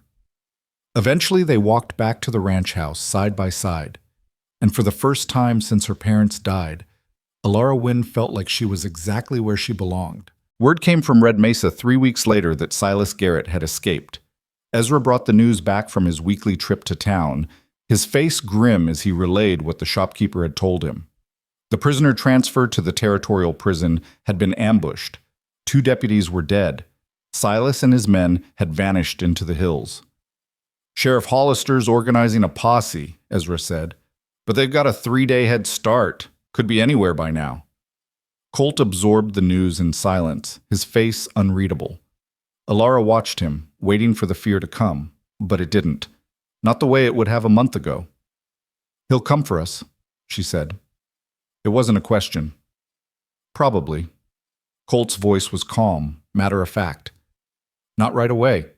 He'll need time to lick his wounds, gather more men, plan his revenge. But eventually, yes, he'll come. Then we'll be ready." Colt looked at her, and something flickered in his eyes, pride maybe, or admiration. "You've changed," he said. "I know." Alara met his gaze steadily. "I had good teachers." They spent the next few weeks preparing, not obsessively, not fearfully, but methodically. Reinforcing the ranch house, stockpiling ammunition, drilling escape routes and fallback positions. Alara practiced shooting until she could hit a moving target from horseback. Ezra oiled his shotgun and placed it within easy reach of every room in the house. And through it all, life went on. Cattle were tended, fences were mended, meals were cooked and eaten, evenings were spent by the fire, sometimes in comfortable silence, sometimes in quiet conversation about everything and nothing. Alara learned more about Colt, about his childhood before the Comanche raid, about his parents who had loved him, about the boy he'd been before the world taught him to be hard. And she shared more of herself in return, about her parents, about her aunt and uncle, about the slow erosion of hope that had marked her years in Red Mesa. They were building something, she realized, not just a partnership or a friendship, but a life, a shared history, a future that belonged to both of them, and she wasn't going to let Silas Garrett take it away. The days grew colder, and the first snow fell on the Copper Ridge Mountains. Alara stood on the porch of the ranch house, wrapped in a blanket, watching the white flakes drift down from a gray sky. The world was silent, muffled, transformed into something clean and new. Colt came to stand beside her, 2 steaming mugs of coffee in his hands. He gave one to her, and she wrapped her cold fingers around it gratefully. "Beautiful, isn't it?" she said. "Always loved the first snow." He took a sip of his coffee. "Everything looks different, like God hit a reset button." Alara smiled. "Never took you for a poet." "I'm full of surprises." They stood in comfortable silence, watching the snow fall. Somewhere in the barn, a horse whickered. Smoke curled from this chimney and vanished into the gray sky. "Whatever happens," Colt said quietly, "I want you to know. I'm glad you're here. I'm glad I rode up when I did. I'm glad I stopped that deal." Alara looked at him. His profile was sharp against the falling snow, his gray eyes distant but peaceful. "I'm glad too," she said. He turned to face her, and for a moment neither of them moved. The snow fell around them, soft and silent, and the world seemed to hold its breath. Then Colt smiled, a real smile, one that reached his eyes and transformed his weathered face into something almost young. "Come on," he said. "Ezra's making breakfast, and if we don't get in there soon, he'll put too much pepper in the eggs again." Alara laughed and followed him inside, leaving the snow to fall on an empty porch. Behind them, the mountains stood sentinel, white-capped and eternal. And somewhere out in the hills, a man with dirty ice eyes was watching, waiting, planning his revenge. But that was a problem for another day. Today, there was warmth and laughter, and the smell of coffee. Today, there was hope. And for Alara Wynne, the girl who had been traded for food, the woman who had learned to fight, that was enough. The winter that year was the harshest anyone could remember. Snow piled high against the walls of the ranch house, and the wind howled down from the mountains with a fury that made even the hardiest cattle huddle together for warmth. But inside the Dustfall Ranch, there was light and heat and the smell of wood smoke, and Alara found herself settling into a rhythm that felt almost like peace. She woke each morning before dawn, when the world was still dark and silent, and helped Ezra prepare breakfast while Colt checked on the animals. They ate together at the rough-hewn table in the kitchen, trading small talk about the weather and the livestock and the 100 small tasks that needed doing. Then they went their separate ways, Colt to the barn or the pastures, Ezra to his endless list of repairs, Alara to whatever work needed an extra pair of hands. The days were long and the work was hard, but there was satisfaction in it. Satisfaction in seeing a fence mended, a horse groomed, a meal prepared. Satisfaction in falling into bed each night with aching muscles and a clear conscience. Satisfaction in knowing that she was earning her place, not being given it as charity or taking it as payment. And there was something else, too. Something that had been growing between her and Colt since that night by the creek, when they had stood together under the silver moon and she had told him she would stay. They hadn't spoken of it directly. Neither of them was ready for that. Too much history, too much pain, too many walls built up over years of survival. But it was there in the way their eyes met across the dinner table, in the way Colt's hand lingered on hers when he passed her a tool, in the way she found herself looking for him whenever he was out of sight, and the relief she felt when he returned. It was there in the way they talked, too. Long conversations by the fire in the evenings, when Ezra had retired to his room and the house was quiet, except for the crackle of flames and the distant howl of the wind. They talked about everything, their pasts, their fears, their hopes for the future. They talked about the people they had been and the people they wanted to become. They talked about the world and its cruelties, and the small kindnesses that made those cruelties bearable. And sometimes, when the fire had burned low and the hour was late, they didn't talk at all. They just sat together in comfortable silence, watching the embers glow, drawing strength from each other's presence. It was during one of those quiet evenings, 3 weeks into the new year, that Colt told her about the woman he had loved. Her name was Sarah, he said. Sarah Mitchell. She had been a schoolteacher in a small town in Colorado, and Colt had met her 2 years after leaving the Dawson gang. He had been trying to start over, trying to be someone new, and Sarah had been the first person who made him believe it was possible. She knew what I was, Colt said, his voice distant. I told her everything, the gang, the robberies, the farmhouse in Cimarron. I thought she'd run. I thought she'd look at me like I was a monster, but she didn't. She looked at me like I was a man who'd made mistakes and was trying to make amends, and she said, he paused, his jaw tightening. She said, everyone deserves a second chance. Alara didn't say anything. She could hear the pain in his voice, could see it in the way his hands gripped the arms of his chair. We were going to get married, Colt continued. Had it all planned out. A little house on the edge of town, a garden, maybe some children someday. I thought... He broke off, shaking his head. I thought I could have a normal life. A good life. I thought I'd finally outrun my past. What happened? Colt was silent for a long moment. When he spoke again, his voice was barely above a whisper. Dutch Dawson happened. He wasn't dead. The reports had been wrong. He'd survived the shootout in Wyoming, gone into hiding, spent years putting together a new gang. And when he found out I was still alive, still walking around free while he'd lost everything, Colt's hands clenched into fists. He came for me. But I wasn't there. I was out of town, picking up supplies. So he took Sarah instead. Alara's heart clenched. She wanted to reach out, to touch him, to offer some comfort, but she sensed he needed to finish this, needed to say the words out loud, maybe for the first time. They found her body 3 days later, Colt said.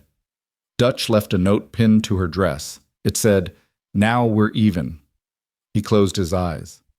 She died because of me, because of what I'd done, because I'd been stupid enough to think I could escape what I was. That wasn't your fault, Alara said softly. Yes, it was. Colt's eyes opened, and they were bright with unshed tears. I should have known he was still out there. Should have been more careful. Should have... He stopped, his voice breaking. She was innocent. She'd never hurt anyone in her life, and she died because she loved a man who wasn't worth loving. Elara moved then. She got up from her chair and crossed the space between them, kneeling in front of him and taking his hands in hers. They were trembling, those strong, calloused hands, trembling like leaves in a storm. Look at me, she said. He did, and the pain in his eyes was almost unbearable.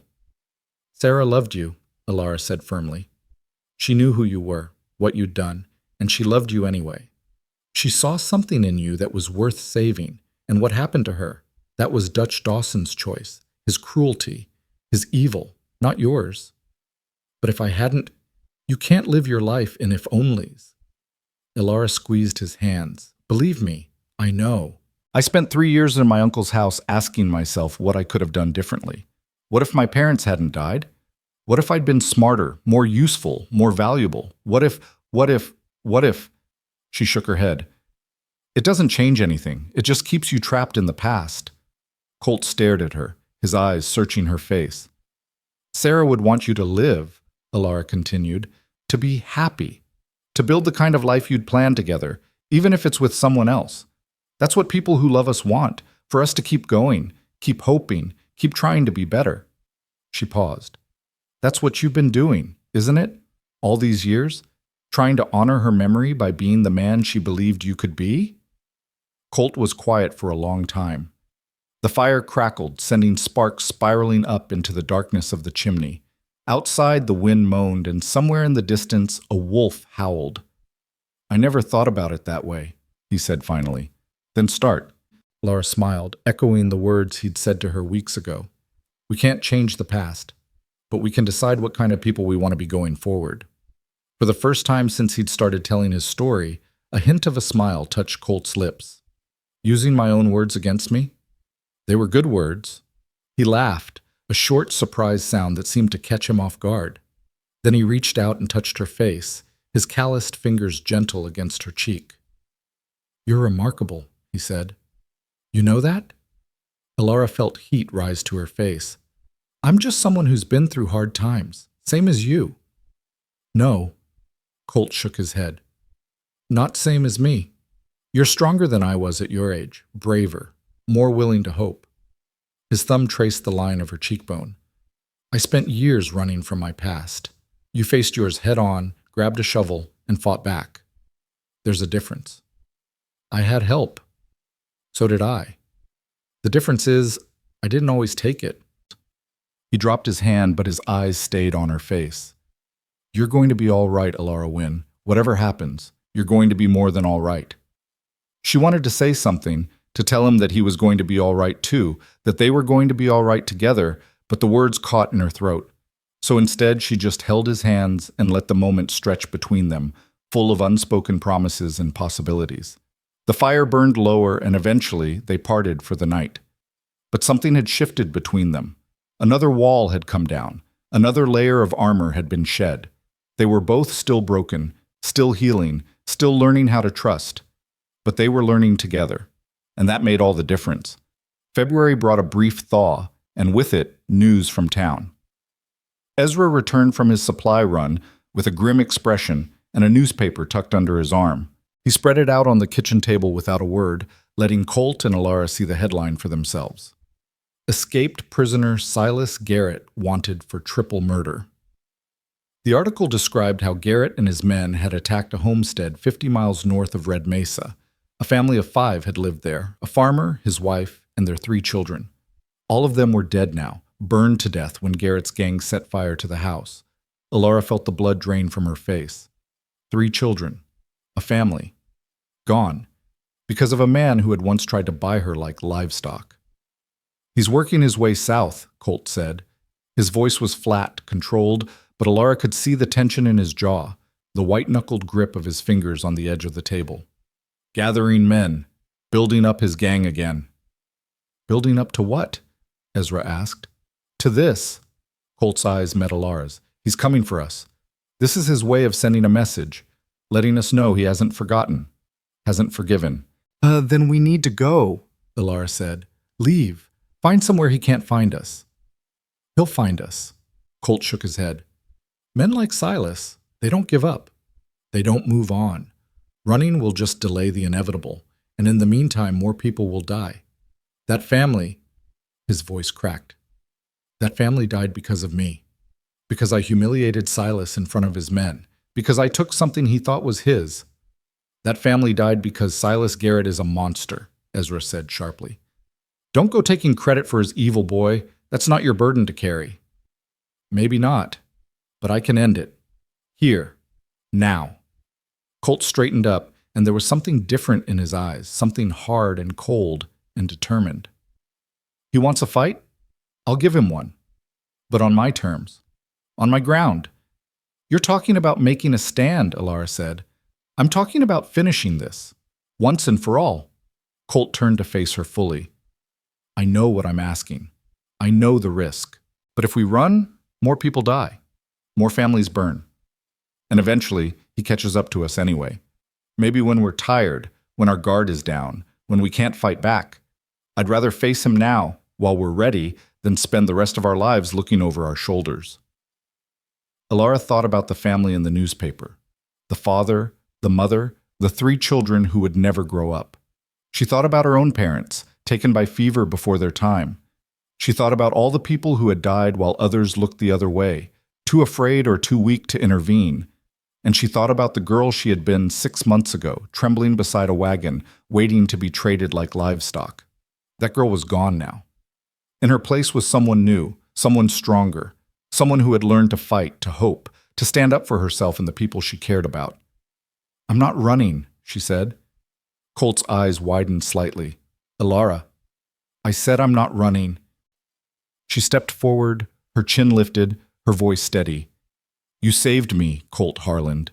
You gave me a chance to be something more than a victim.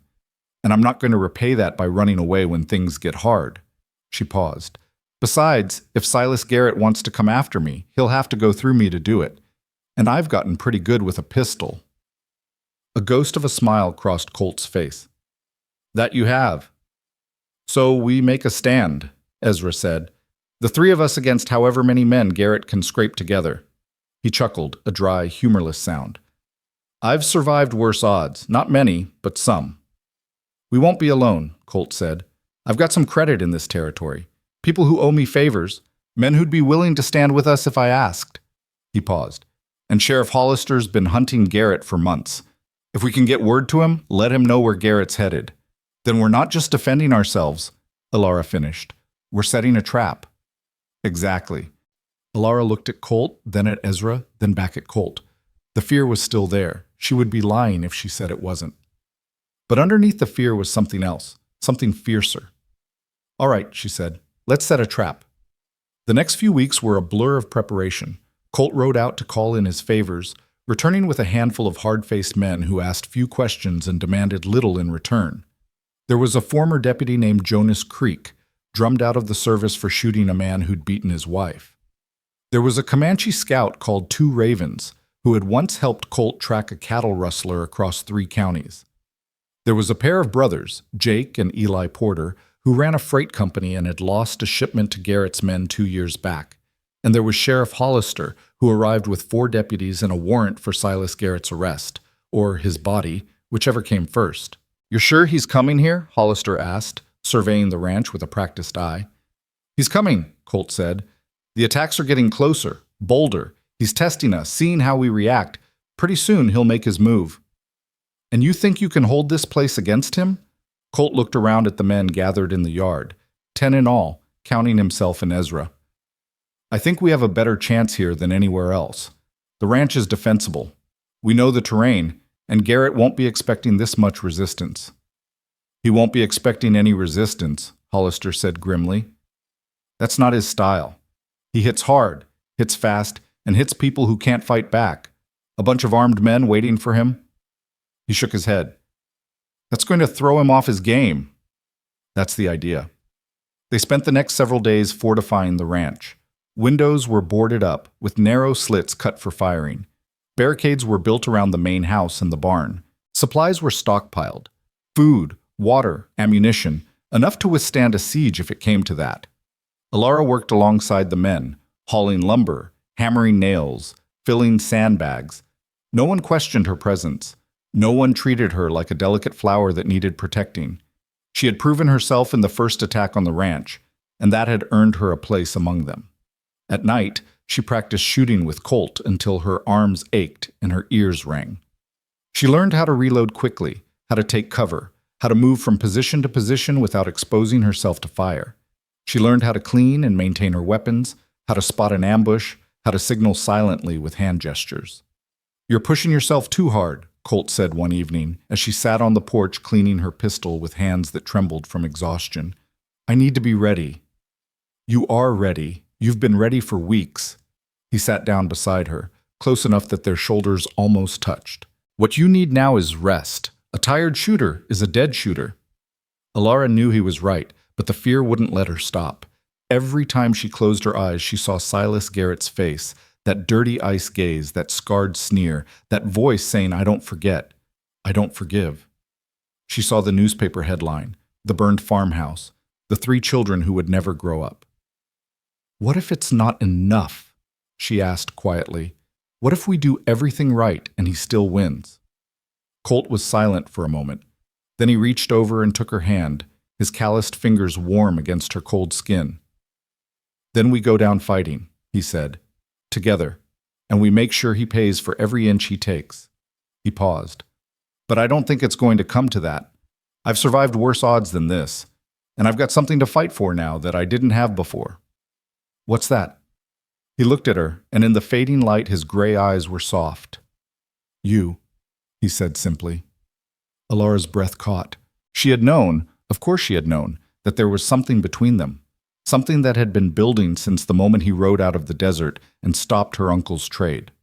But hearing him say it, hearing him put it into words, "Colt, you don't have to say anything." He squeezed her hand gently. "I know it's not the right time. I know there are 100 reasons why this is complicated, but I wanted you to know, whatever happens, I wanted you to know that you matter to me. More than this ranch, more than my past, more than anything." Alara felt tears prick at her eyes. She blinked them back, determined not to cry. "You matter to me too," she said, "more than I ever thought anyone could." They sat there in the gathering darkness, hand in hand, watching the last light fade from the sky. The stars emerged one by one, cold and distant and eternal. Somewhere in the barn, a horse whickered. The wind rustled through the pines, carrying the scent of snow. It wasn't the right time for declarations of love. It wasn't the right time for promises of forever. But in that moment, with their hands intertwined and their hearts open, they had something that was almost as good. They had hope. And sometimes, hope was enough. The attack came 3 days later. It started just before dawn when the world was gray and hushed, and the men on watch were fighting to keep their eyes open. Alara was asleep in the main house, curled up on a cot in what had once been the guest room, when the first gunshot shattered the silence. She was on her feet before she was fully awake, her pistol in her hand, her heart pounding against her ribs.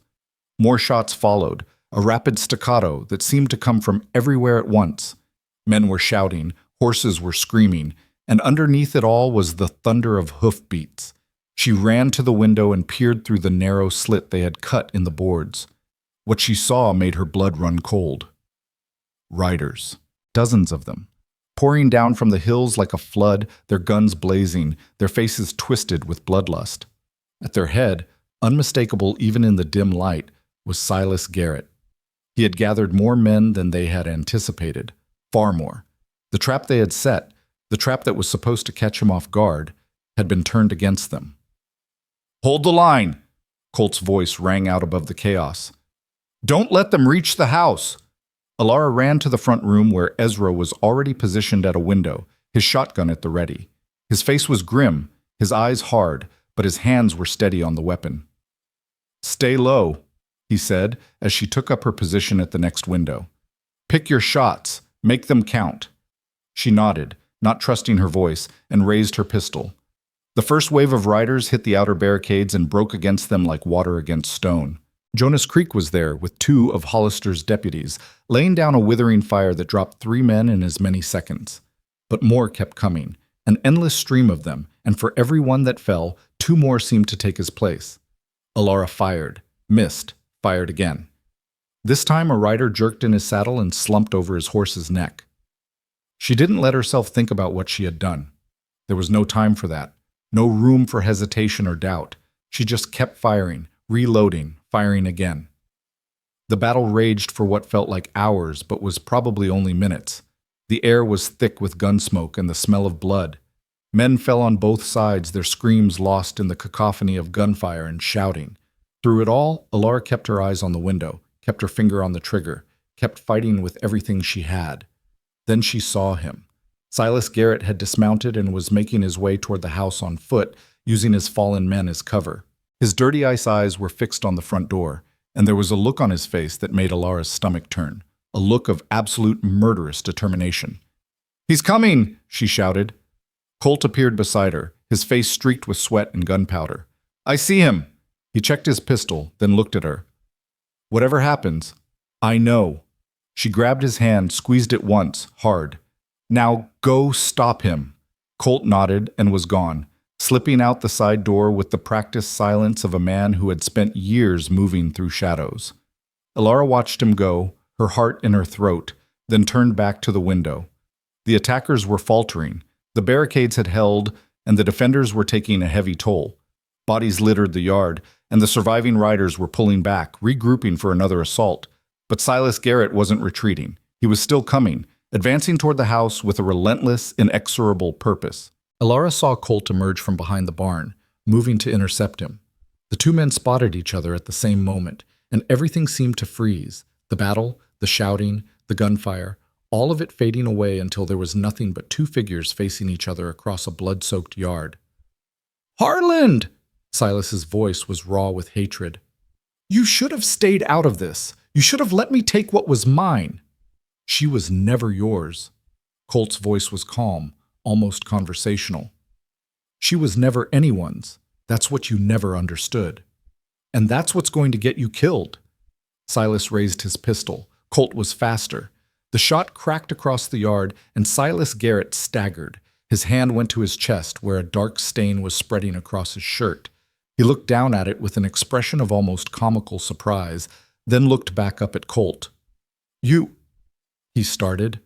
Colt fired again, and again, and again. Silas Garrett crumpled to the ground and didn't move. For a moment, no one moved. The remaining attackers stared at their fallen leader, shock and disbelief written across their faces. Then, one by one, they began to throw down their weapons. "It's over," Sheriff Hollister's voice boomed across the yard. "Drop your guns or join him." They dropped. Alara stood at the window, her pistol still raised, watching as the battle dissolved into surrender. Her hands were shaking, and her legs felt like they were made of water. She had killed today. She had watched men die. She had come within inches of dying herself. But she was alive. Colt was alive. And Silas Garrett was dead. She didn't realize she was crying until Ezra put a hand on her shoulder. "It's over, girl," he said softly. "Come on, let's get you outside." She let him lead her to the porch, where Colt was waiting. His face was pale, and there was blood on his shirt. Not his own, she realized with relief, but he was whole and standing and alive. He opened his arms, and she walked into them. They stood there for a long time, holding each other while the sun rose over the mountains and the wounded were tended and the dead were counted. 15 of Silas's men had been killed. Another 20 had been captured. Of the defenders, 3 had died and 6 were wounded, none seriously. "It's over," Colt murmured into her hair. "It's finally over." Alara closed her eyes and let herself believe it. The weeks that followed were a time of healing. The dead were buried. The defenders with honor in a small cemetery on the edge of the ranch, the attackers in unmarked graves on the hillside. The wounded were cared for, the damage was repaired, and slowly, gradually, life returned to something like normal. Sheriff Hollister and his deputies departed, taking the surviving prisoners with them. The men who had come to help drifted away one by one, returning to their own lives, their debts paid. Eventually, only Colt, Alara, and Ezra remained, alone again in the vast quiet of the Dustfall Ranch. But the quiet was different now. It wasn't the tense, watchful silence of waiting for danger. It was the peaceful stillness of safety, of security, of a threat finally and definitively ended. Alara found herself sleeping better than she had in months. The nightmares that had plagued her since her uncle's betrayal faded, replaced by dreams that were sometimes pleasant, sometimes mundane, but never terrifying. She woke each morning feeling rested, renewed, ready to face whatever the day might bring. And the days brought plenty. Spring was coming, the snow was melting, the creek was running high, and the first green shoots were pushing up through the thawing ground. There was work to be done, fences to repair, cattle to tend, land to prepare for planting, and Alara threw herself into it with an energy she hadn't known she possessed. She learned to ride properly, not just to sit on a horse, but to control it, to communicate with it, to move as one with it across the rolling hills and through the mountain passes. She learned to rope a calf, to brand a steer, to recognize the signs of sickness in livestock. She learned the rhythms of the ranch, the endless cycle of work and rest that had governed Colt's life for the past decade. And she learned, too, about the man she was falling in love with. She learned that he woke every morning before dawn, not because he had to, but because he couldn't sleep past the first light. She learned that he talked to his horses when he thought no one was listening, soft conversations about the weather and the work and the state of the world. She learned that he had a weakness for Ezra's apple pie and would eat 3 slices if no one stopped him. She learned that he still carried guilt for the things he'd done with the Dawson gang, that he still dreamed of the farmhouse in Cimarron, that he still blamed himself for Sarah's death. But she learned, too, that he was working through it, talking about it, facing it, refusing to let it define him anymore. They talked every evening by the fire, the way they had before the attack, before Silas Garrett, before everything. But the conversations were different now, less guarded, more hopeful, full of plans and possibilities instead of fears and regrets. "I was thinking," Colt said one evening, "about expanding the ranch. There's good land to the west, near the river. Could support another 100 head, maybe more." "That's a lot of work." "It is, but I've been doing this alone for 10 years. Maybe it's time to think bigger." He paused, his eyes on the fire. "Maybe it's time to build something that lasts." Alara knew what he was really asking. It was in the way he looked at her, the way his voice softened when he talked about the future. He was asking if she was going to be part of it. "I'd like that," she said. "Building something that lasts." Colt smiled, that rare, genuine smile that transformed his weathered face, and reached for her hand. That night, they kissed for the first time.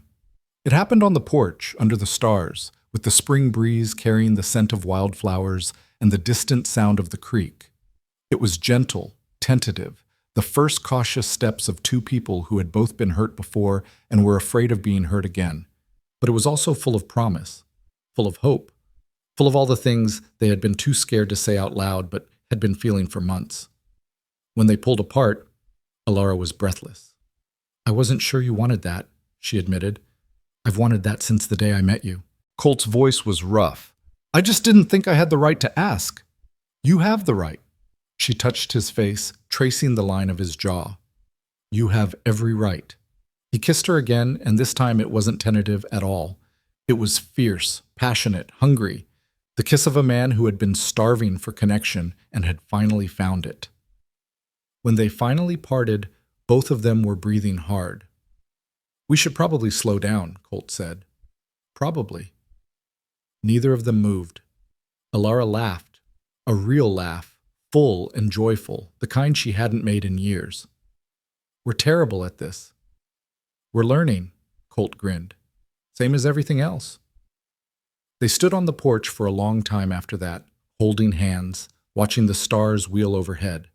The night was warm, the sky was clear, and somewhere in the darkness a nightingale was singing. It wasn't perfect. Nothing ever was. There would be challenges ahead, hard work and long days and moments of doubt. The ghosts of the past wouldn't vanish overnight, and there would be times when they stumbled, when they fell, when they wondered if they were strong enough to keep going. But they would face it all together.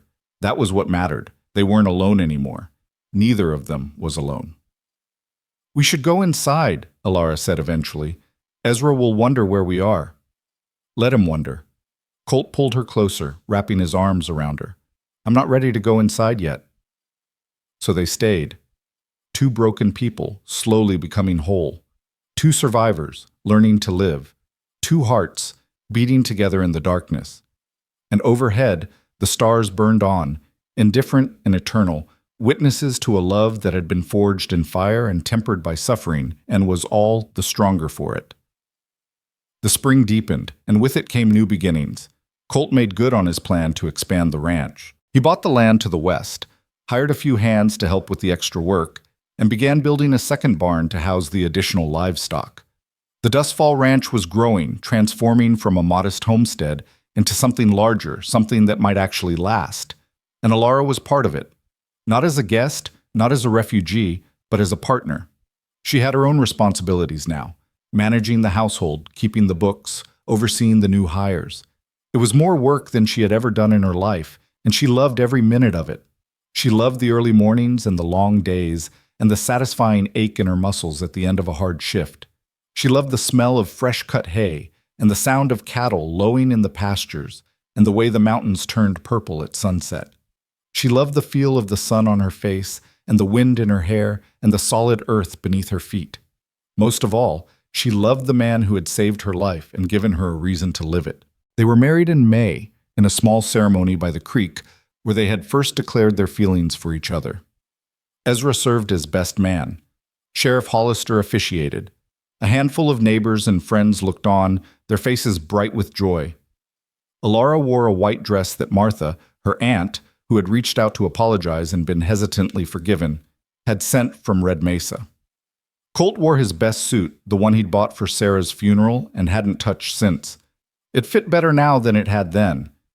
He looked almost handsome, Alara thought. Almost happy. No, not almost, actually happy.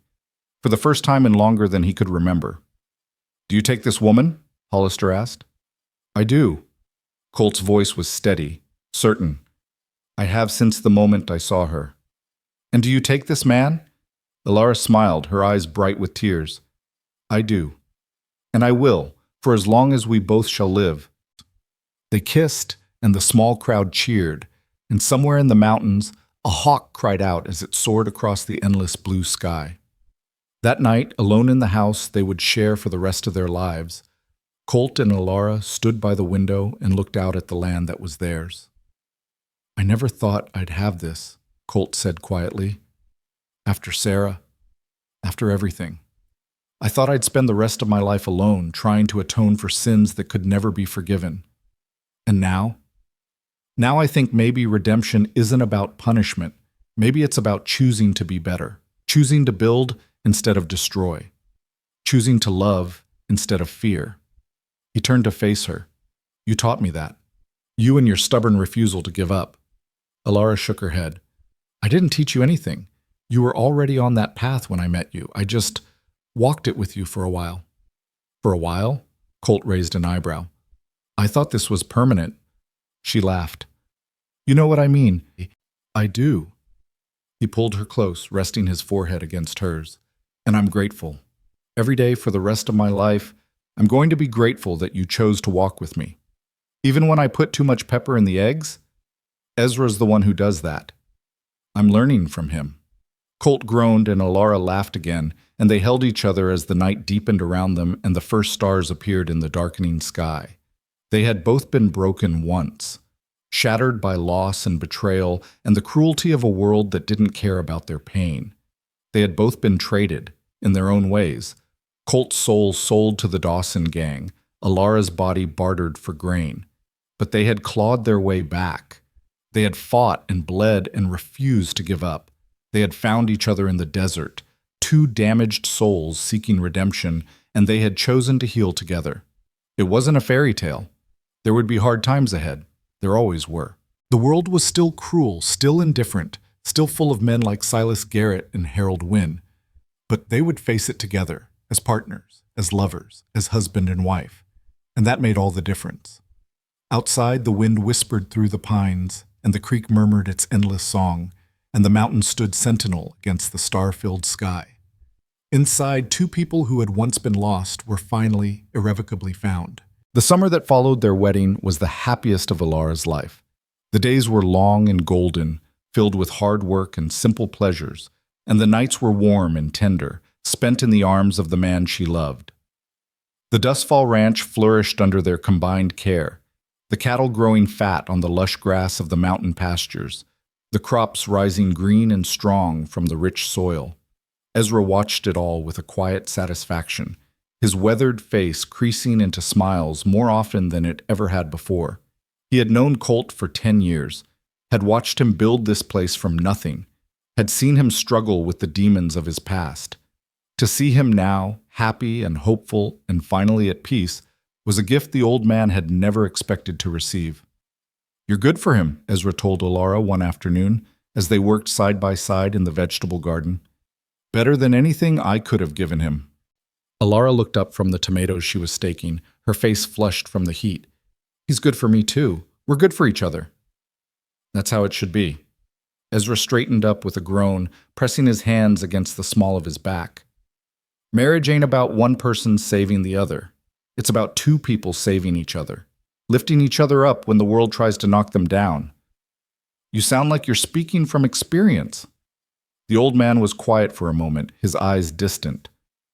"I was married once, long time ago, before I came out west. Her name was Rebecca. Prettiest girl in all of Tennessee, or so I thought." A sad smile crossed his face. "She died in childbirth. The baby too. After that I couldn't stay, too many memories, so I packed up what little I had and headed for the frontier." "I'm sorry," Alara said softly. "I didn't know." "No reason you should. I don't talk about it much." Ezra shrugged.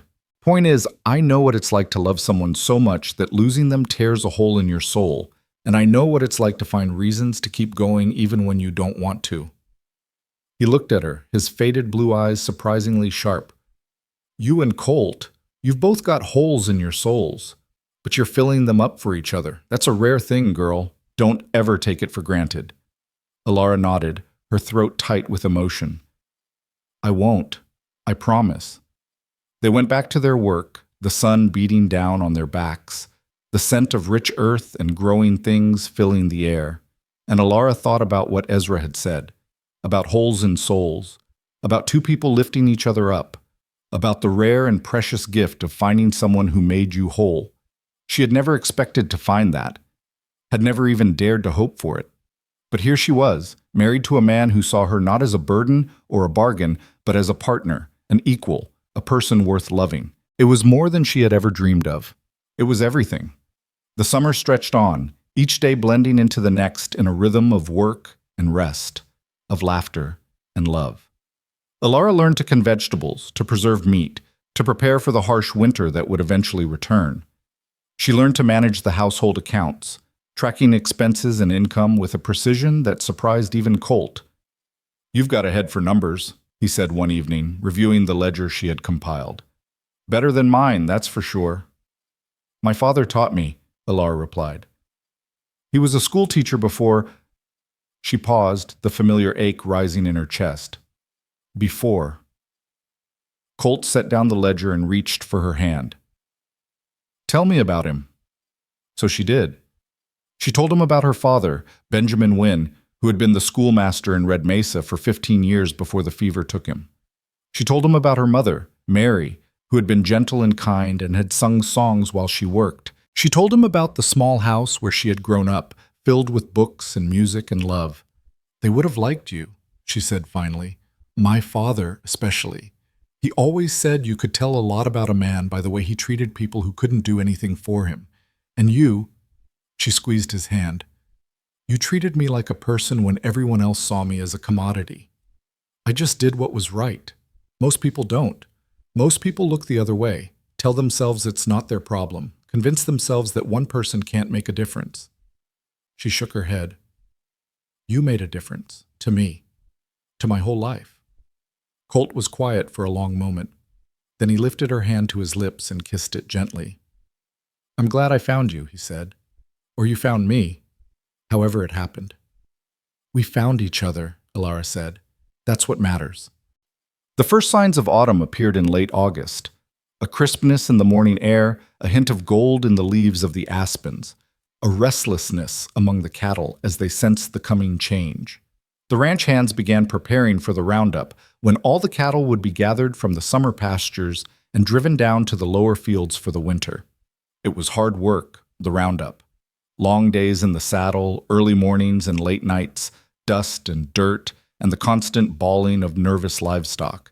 But Alara threw herself into it with the same determination she brought to everything else, riding alongside the men, roping strays, pushing the herd toward home. Colt watched her with a mixture of pride and wonder. This was not the same trembling girl who had stood beside a wagon in Red Mesa, waiting to be traded for grain. This was a woman, strong, capable, fearless, who had found her place in the world and was determined to hold on to it. "You're amazing," he told her one evening as they sat by the campfire eating beans and hardtack. "You know that." Alara laughed, gesturing at her dust-covered clothes and her tangled hair. "I look like I've been dragged through a briar patch." "You look like a rancher's wife," Colt grinned, "which is exactly what you are. A rancher's wife who needs a bath. That too." They laughed together, the sound carrying across the darkening prairie, and for a moment all was right with the world. The roundup took 2 weeks. By the time they drove the last of the cattle into the lower pastures and closed the gates, everyone was exhausted but satisfied. The herd was healthy, the count was good, and the ranch was well positioned to weather whatever the winter might bring. That night, Alara and Colt sat on the porch of the ranch house, watching the sunset paint the mountains in shades of orange and pink and purple. The air was cool, carrying the scent of wood smoke and autumn leaves, and somewhere in the distance an owl was beginning its evening song. "I've been thinking," Colt said. "About what?" "About the future." He paused, his eyes on the horizon. "About maybe expanding our family." Alara's heart skipped a beat. They had talked about children before, in vague hypothetical terms. But this was different. This was real. "You mean, I'd like to have children with you, if that's something you want." He turned to face her, his gray eyes soft with uncertainty. "I know it's a lot to ask. I know my past is complicated, and I'd understand if you didn't want to bring a child into that. But, yes," Colt blinked. "Yes? Yes, I want children with you." Alara smiled, her eyes bright with sudden tears. "I've wanted that since—" She laughed. "Well, maybe not since the beginning, but for a long time now." "You're sure?" "Because once we start down that road, I'm sure." She reached out and took his hand. "Colt, you're the best man I've ever known. You're kind and brave and good, and you've spent the last 10 years trying to make amends for mistakes you made when you were barely more than a boy. Any child would be lucky to have you as a father." Colt stared at her for a long moment, something working behind his eyes. Then he pulled her into his arms and held her tight, his face buried in her hair. "Thank you," he whispered. "Thank you for believing in me." "Always," she whispered back. "Always." The autumn deepened, and with it came changes of a different kind. It started with small things, a queasiness in the mornings, a sensitivity to certain smells, a tiredness that seemed to settle into her bones no matter how much she slept. Alara dismissed it at first, attributing it to the aftermath of the roundup, the change in seasons, the natural rhythms of a body pushed hard for months on end. But then she missed her monthly bleeding, and then she missed it again. She told Colt on a crisp October evening as they sat by the fire in the main room. She had been trying to find the right words all day, rehearsing speeches in her head, planning how to break the news. But when the moment came, all her careful planning flew out the window. "I think I'm pregnant," she said. Colt's coffee cup stopped halfway to his lips. He stared at her, his expression unreadable. "You think?" "I'm fairly certain." She twisted her hands in her lap. "All the signs are there, and I've been—" She gestured vaguely at her stomach. "Different. For weeks now." The silence stretched between them, and Alara felt her heart begin to race.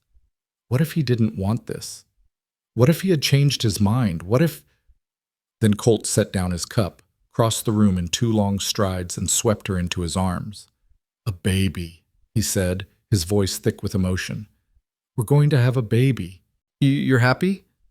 The question came out smaller than she intended. Happy? He pulled back to look at her, and she saw that his eyes were bright with unshed tears. Elara, He shook his head, seemingly unable to find the words. I never thought I'd have this. A family, a real family. After everything I've done, everything I've lost, I never thought... He broke off, his voice cracking, and pulled her close again. I love you, he said into her hair. I love you so much. I love you too. Elara felt tears running down her own cheeks, but she was smiling, laughing, crying all at once. I love you too. They stood there for a long time, holding each other, letting the enormity of the moment wash over them. A baby. A new life. A family. It was more than either of them had ever dared to hope for. The news spread quickly through the small world of the Dustfall Ranch. Ezra was the first to know, of course, and his reaction was everything Elara could have hoped for. Well, well, the old man said, a broad grin splitting his weathered face. Finally going to have some young'uns running around this place. About time, if you ask me. Nobody asked you, Colt said, but he was smiling too. Don't matter, I'm telling you anyway. Ezra clapped him on the shoulder. You're going to be a good father, Colt.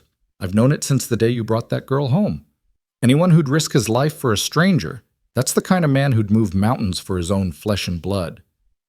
Colt ducked his head, embarrassed by the praise, but Elara saw the way his shoulders straightened, the way a new light came into his eyes. Ezra's words had meant something to him, more than the old man would ever know. Word reached Red Mesa within the week, carried by a ranch hand who had stopped in town for supplies. The response was mixed. Some people, those who remembered Benjamin and Mary Wynn, who had watched Elara grow up, who had felt guilty about standing by while Harold sold her, sent congratulations and well wishes. Others, those who had done business with Silas Garrett, who had profited from his cruelty, muttered darkly about the Harland woman and her checkered past. Elara didn't care. Let them mutter. Let them judge.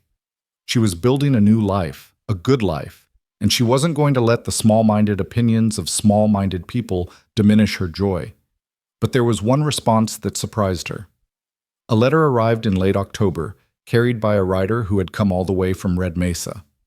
The handwriting on the envelope was familiar, cramped and careful, the penmanship of someone who had learned to write late in life. It was from her Aunt Martha. Elara stared at the envelope for a long moment, her heart pounding. She hadn't heard from Martha since the wedding, when the woman had sent that white dress as a peace offering. They had never been close. Martha had been too afraid of Harold to show Elara any real kindness. But she was still family, the only family Elara had left. She opened the letter with trembling fingers. Dear Elara, it began, I know I have no right to write to you. I know I failed you in ways that can never be forgiven. But I wanted you to know that I am sorry. Not just for what Harold did, but for what I didn't do. For standing by. For staying silent. For letting fear make me a coward. Elara's eyes blurred with tears as she read on. I heard about the baby. I heard about your husband too, about what he did to protect you, about the kind of man he is. I'm glad you found someone who sees your worth, someone who treats you the way you deserve to be treated. Harold is dead. He died 3 weeks ago, of the fever that's been going around. I know I should feel sad, and part of me does. He was my husband for 20 years, but another part of me feels free, like I've been let out of a cage I didn't even know I was in. I don't expect you to forgive me. I'm not sure I deserve forgiveness, but I wanted you to know that I think about you every day, and I pray that you and your husband and your baby will have the kind of life you were always meant to have. With love and regret, your Aunt Martha. Elara read the letter 3 times, her emotions swirling. She thought about all the years she had spent in that farmhouse, hungry and afraid, watching Martha watch her with those guilty, helpless eyes. She thought about the morning she had been sold and the way Martha had stood in the doorway, crying but doing nothing. She thought about forgiveness, what it meant, who deserved it, whether it was something that could be given or only something that could be earned. And she thought about her baby, the new life growing inside her, the future stretching out ahead like an unwritten book. What is it? She looked up. Colt was standing in the doorway, His face creased with concern. "A letter from my aunt." She held it out to him. "My uncle is dead." Colt took the letter and read it in silence. When he finished, he looked at her with those storm-gray eyes that seemed to see right through her. "How do you feel?" It was such a simple question, such a complicated answer. "I don't know," Alara admitted. "Relieved, I think, that he's gone, that he can't hurt anyone else." She paused. "And maybe a little sad? Not for him. For what could have been. For the family we might have had if he'd been a different kind of man." Colt nodded slowly. "And your aunt?" Alara was quiet for a long moment, turning the question over in her mind. "She was weak," she said finally. "She let fear control her, but she's not evil, not the way Harold was, not the way Silas was." She took a deep breath. I think I can forgive her. Eventually. Not right away, and not completely, but someday. That's more than a lot of people could manage." "Maybe." Alara looked down at the letter in his hands. "Or maybe it's just that I'm tired of carrying anger around with me. It's heavy, you know? Anger, resentment, all those dark feelings. They weigh you down, make it hard to move forward." She placed a hand on her stomach where the baby was just beginning to show. "I want to be light. For this child. For us. I want to put down all that weight and start fresh." Colt set the letter aside and pulled her into his arms. "Then that's what we'll do," he said. Together. They stood there for a long time, holding each other, feeling the baby kick between them. And Alara felt something shift inside her, a loosening, a releasing, a letting go. It wasn't forgiveness, not yet, but it was the beginning of forgiveness. And sometimes the beginning was enough. The winter came early that year, blanketing the ranch in white before November was half over. But the dustfall was prepared, the hay was stacked, the wood was split, the cattle were safely in their winter pastures. The cold was brutal, the storms frequent and fierce, but the ranch house was warm and solid, a fortress against the howling winds. Alara's pregnancy progressed smoothly. The morning sickness faded as the first trimester ended, replaced by a calm and contentment that seemed to radiate from her very core. She glowed, people said. Ezra said it. The ranch hands said it. Even Colt, who wasn't given to flowery compliments, remarked on how beautiful she looked. "You're just saying that because I'm carrying your child," she teased. "I'm saying it because it's true." He kissed her forehead. "You've always been beautiful, but now—" He paused, searching for the right words. "Now there's something more, something deeper, like a candle that's been burning low and suddenly catches fire." Alara laughed. "You're getting poetic in your old age." "Must be your influence." They settled into a new routine as the winter deepened. Alara took over more of the household duties, her growing belly making riding and ranch work increasingly difficult. She cooked, she cleaned, she knitted tiny clothes for the baby that would arrive in the spring. She read books from the small library Colt had accumulated over the years, and she wrote letters to Martha, to the few friends she had made in Red Mesa, to the future, in a journal she kept for the child who would one day want to know about its parents. Colt, for his part, threw himself into preparations for the new arrival. He built a cradle with his own hands, carving it from oak and polishing it until it gleamed. He converted a small room off the main bedroom into a nursery, painting the walls a soft yellow and installing shelves for the books and toys that would eventually fill them. He studied manuals on childbirth and infant care, determined to be prepared for anything that might go wrong. "You're going to wear yourself out," Alara told him one evening, watching him sand down the edges of the cradle for the 100th time. "I just want it to be perfect." "It is perfect. It's been perfect for weeks." She reached out and stilled his hands. "Colt, look at me." He did, and she saw the fear lurking behind his eyes. The fear that he would fail, that something would go wrong, that the happiness they had found would be snatched away, just like everything else he had ever loved.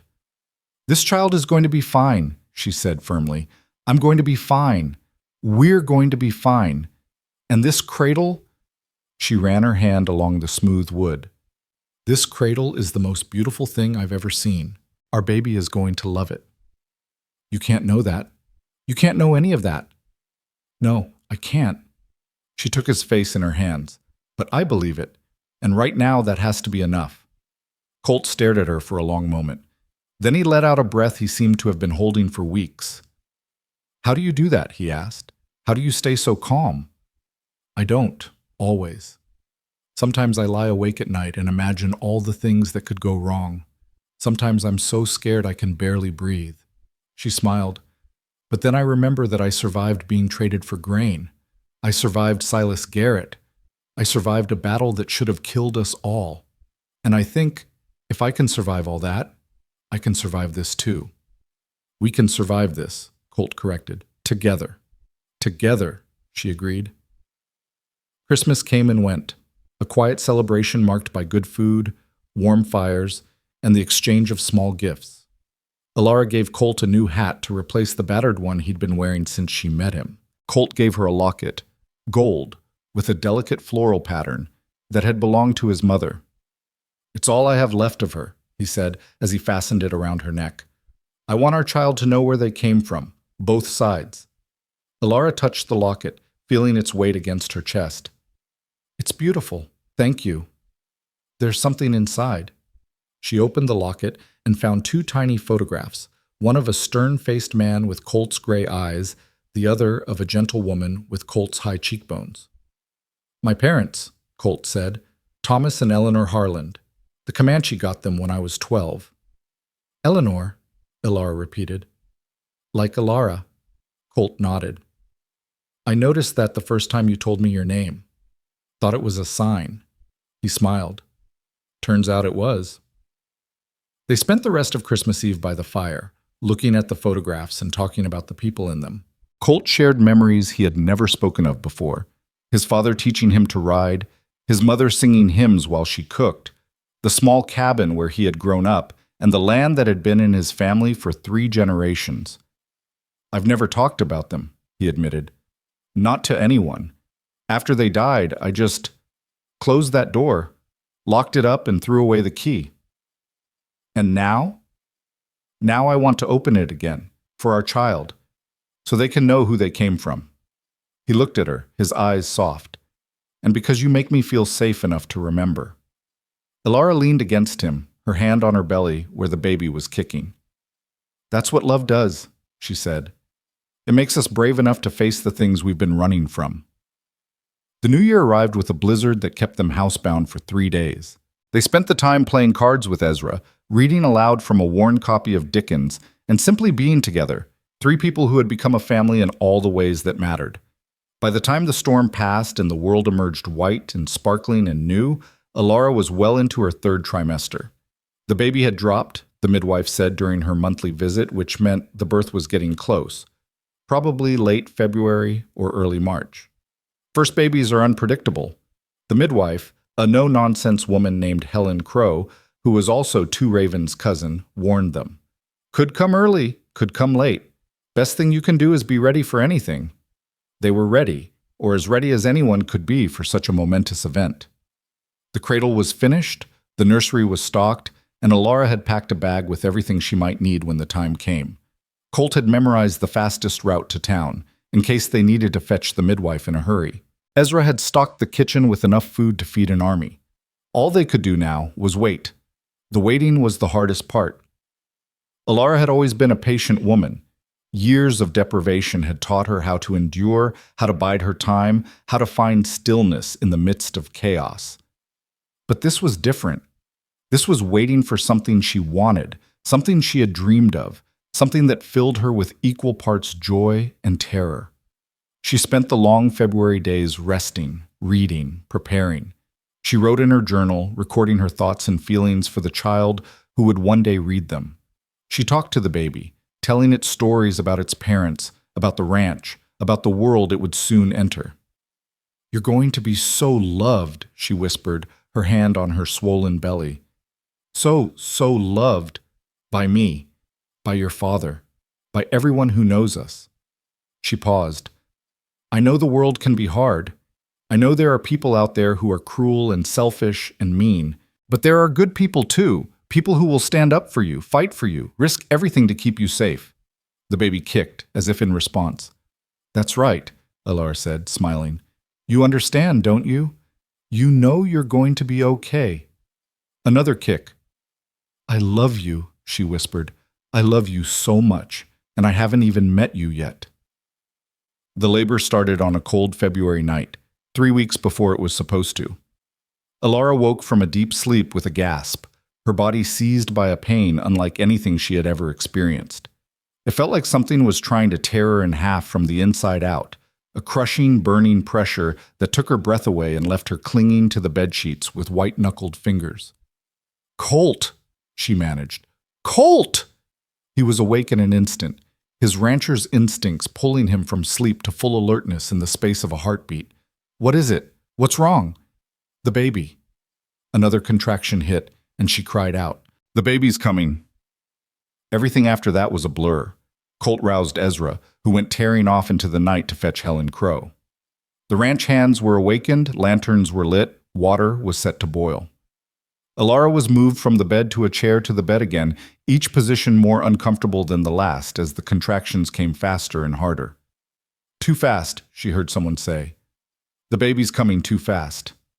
And then Helen was there, her calm, competent presence filling the room. She examined Alara with practiced hands, her face betraying nothing. The baby's turned wrong, she said to Colt, her voice low. Breach. I've seen it before, handled it before. But it's going to be difficult. Colt's face went pale. Difficult how? Difficult as in there's a chance. Helen paused. There's a chance we might lose one or both of them. The words hit Alara like a physical blow. She saw Colt stagger, saw his hand go out to steady himself against the wall, saw the terror in his eyes. The same terror she felt coursing through her own veins. No, she said. Her voice came out stronger than she expected. No. I survived being traded for grain. I survived Silas Garrett. I am not going to die in childbirth. Helen looked at her, and something shifted in her dark eyes. Respect, maybe. Or recognition.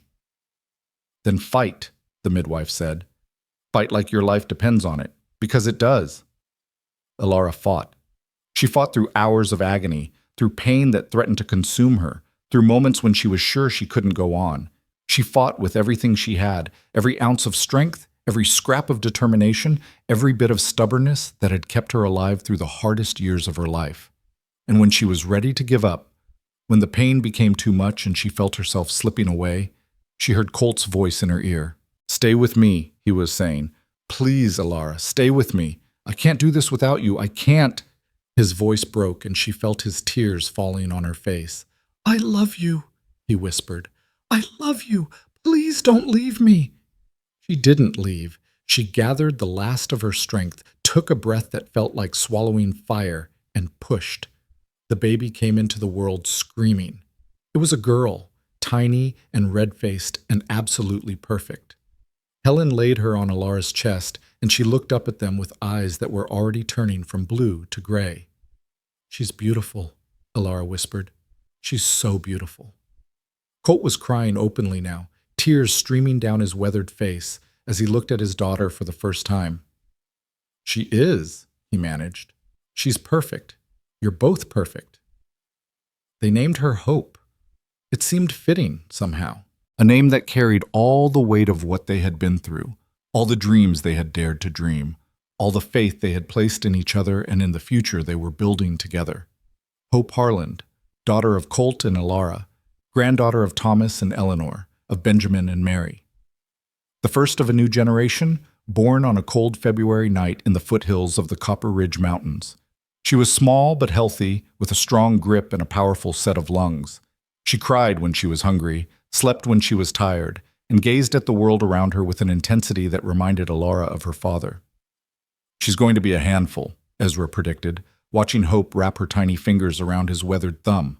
You can see it in her eyes, stubborn as a mule, just like both her parents. Is that a compliment or a criticism? Colt asked. Both, the old man grinned. Mostly a compliment. The weeks that followed were exhausting and exhilarating in equal measure. Alara was recovering from the difficult birth, her body slowly healing while she adjusted to the demands of motherhood. Colt was beside her every step of the way, taking on more than his share of the nighttime feedings, the diaper changes, the endless rocking and soothing that a newborn required. "You're a natural," Alara told him one morning, watching him cradle Hope against his chest while she slept. "I had a good teacher." He looked at her, his gray eyes soft. "My mother used to sing to me when I was small. I remember the melody, even if I don't remember the words." "Sing it to her."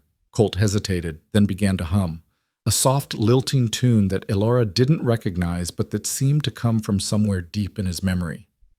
Hope stirred, then settled, her tiny face relaxing into an expression of perfect peace.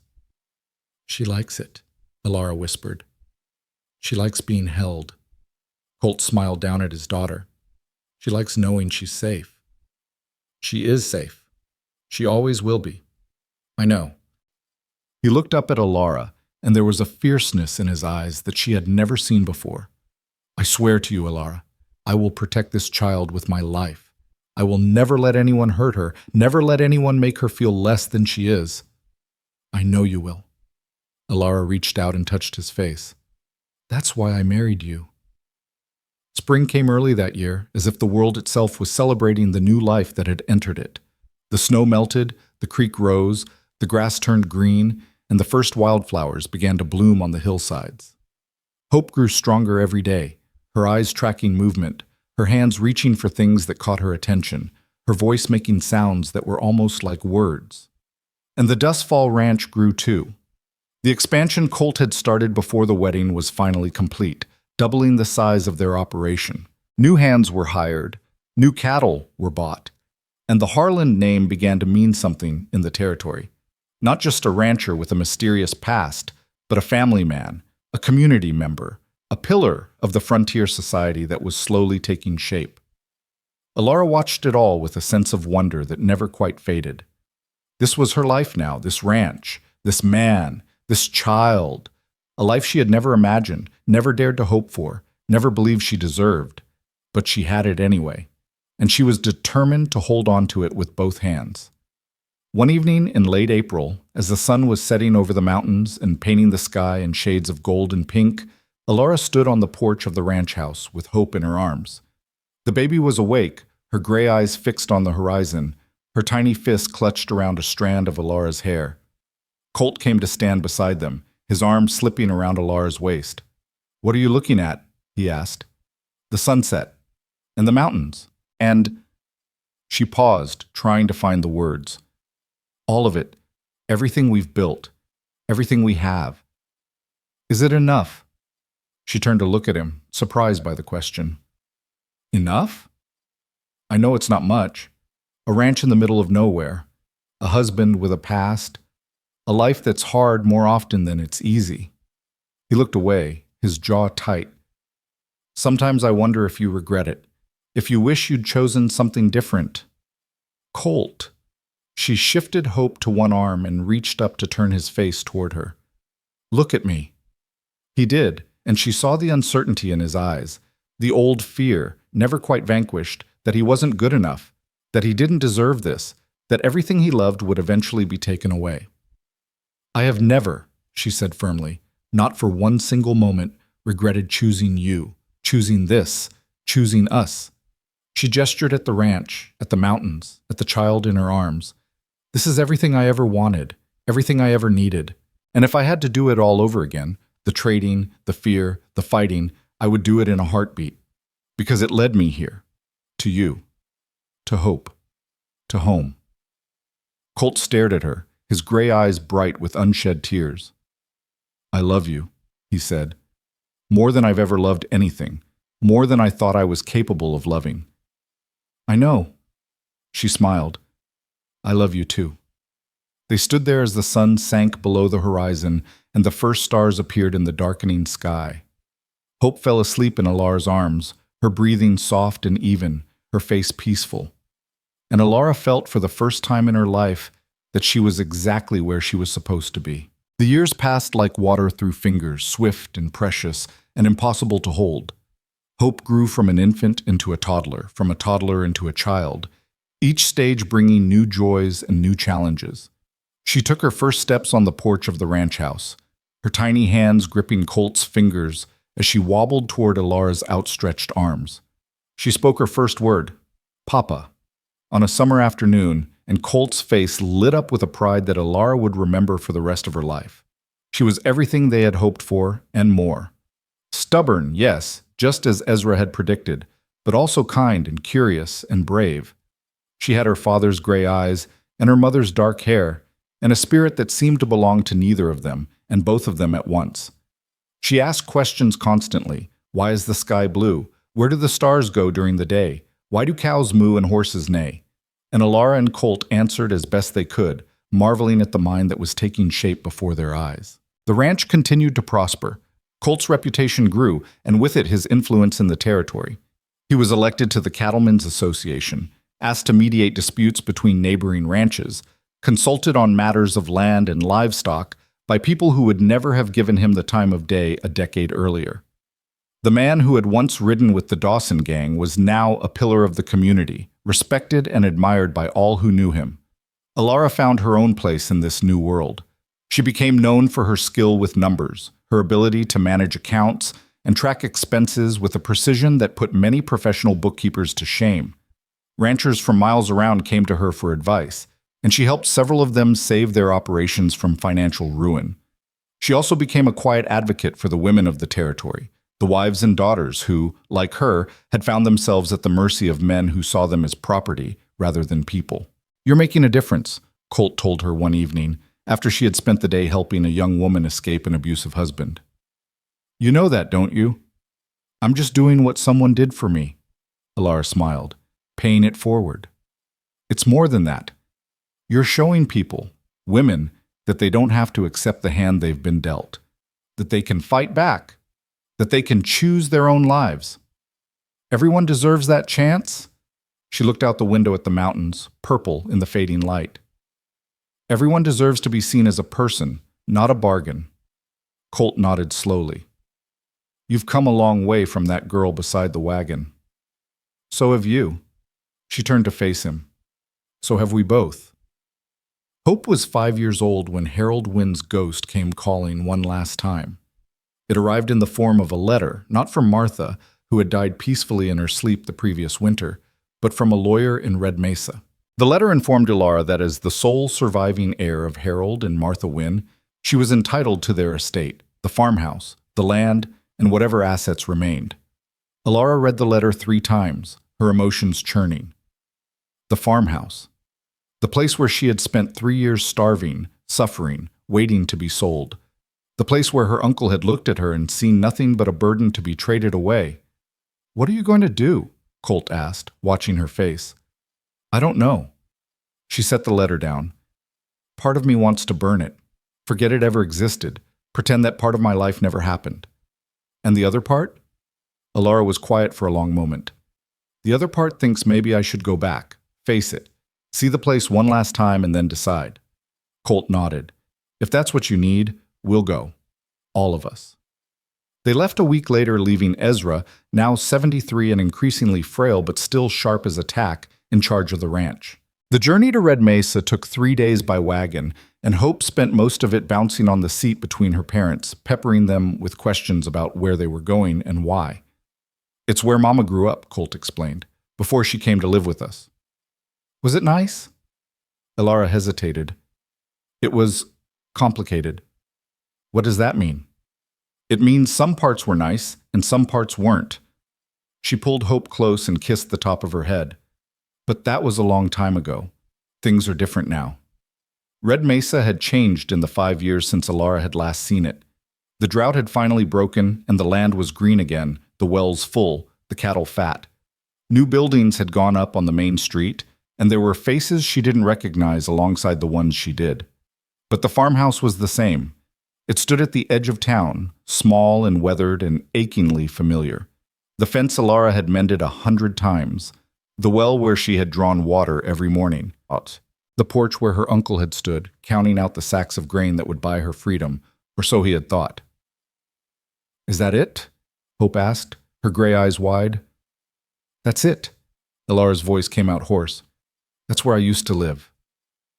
They climbed down from the wagon and walked toward the house. The door was unlocked. There was nothing inside worth stealing, the lawyer had said, and Alara pushed it open with a hand that trembled slightly. The interior was dusty and dim, the furniture covered with sheets, the windows grimy with neglect.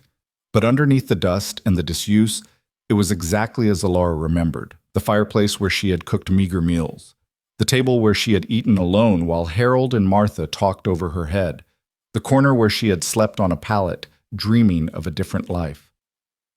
"Mama?" Hope tugged at her hand. "Are you okay?" Alara realized she was crying. She hadn't meant to, hadn't expected to, but the tears were falling anyway, hot and silent and seemingly endless. "I'm okay, sweetheart." She knelt down and pulled Hope into her arms. "I'm just remembering." "Remembering what?" "Remembering who I used to be and how far I've come." Colt appeared in the doorway, his tall frame silhouetted against the light. "Take your time," he said softly. "We're not in any rush." Alara stood up, wiping her eyes. "I want to show Hope something." She led them through the house to a small room at the back, the room that had been hers once before her parents died. It had been used for storage since then, filled with crates and boxes and the accumulated detritus of years of neglect. But in one corner, hidden behind a stack of old blankets, was a small wooden chest. Alara pulled it out and opened it. Inside were the few things she had managed to save from her parents' house: a few photographs, a lock of her mother's hair, her father's pocket watch, a Bible with their names inscribed on the first page. "These belong to your grandparents," she told Hope, "Benjamin and Mary Wynne. They died when I was 16. Hope reached into the chest and pulled out the pocket watch. "What's this?" "Your grandfather's watch. He used to check it every morning before he went to teach at the schoolhouse." Alara smiled at the memory. "He was always worried about being late." "Can I have it?" Alara looked at Colt, who nodded. "Yes," she said, "it's yours now, just like this land, just like everything in this house." "What are we going to do with it?" Hope asked. "Are we going to live here?" "No." Alara stood up, the chest tucked under her arm. "We're not going to live here, but I think I know what we should do." The next day, Alara met with the lawyer and signed the papers that transferred the deed to her name. Then she met with the town council and made them an offer. "I want to donate the land and the house to Red Mesa," she said, "to be used as a school." The council members exchanged surprised glances. "A school?" "My father was a teacher. He believed that education was the path to a better life. For everyone, regardless of their circumstances." Alara stood tall, her voice steady. "I want to honor his memory by giving the children of this town a place to learn, a place where they can discover their worth, a place where they can be seen as people, not commodities." The council deliberated for all of 3 minutes before accepting her offer unanimously. The Benjamin Wynne School opened the following fall. It was a small building, expanded from the original farmhouse, with a bell tower and a fresh coat of paint and windows that let in the light. The first class had 23 students, ranging in age from 6 to 16, taught by a young woman from back east who had come west looking for adventure and found purpose instead. Alara attended the opening ceremony, standing in the crowd with Colt and Hope as the ribbon was cut and the doors were thrown open. She watched the children stream inside, their faces bright with curiosity and excitement, and she felt something loosen in her chest, the last remnants of the pain she had carried for so long finally releasing their grip. "You did it," Colt said quietly. "You turned something terrible into something good." "We did it." She took his hand. "I couldn't have done any of this without you." "Yes, you could have." He squeezed her fingers. "You're the strongest person I've ever known. You would have found a way, with or without me." "Maybe." She looked up at him. "But I'm glad I didn't have to."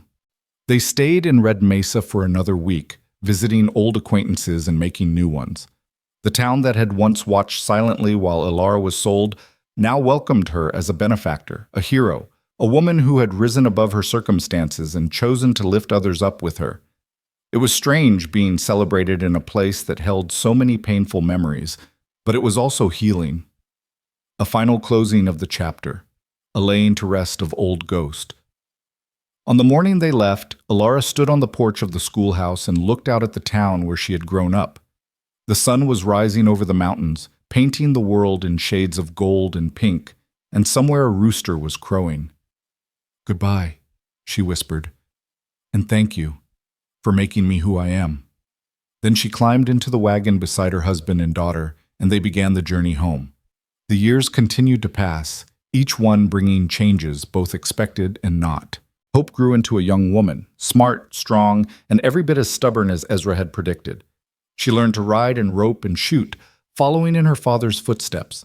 But she also learned to read and write and think, following in her grandfather's. By the time she was 16, she had read every book in the ranch house twice and was hungry for more. "I want to go to school," she told her parents one evening. "A real school, back east."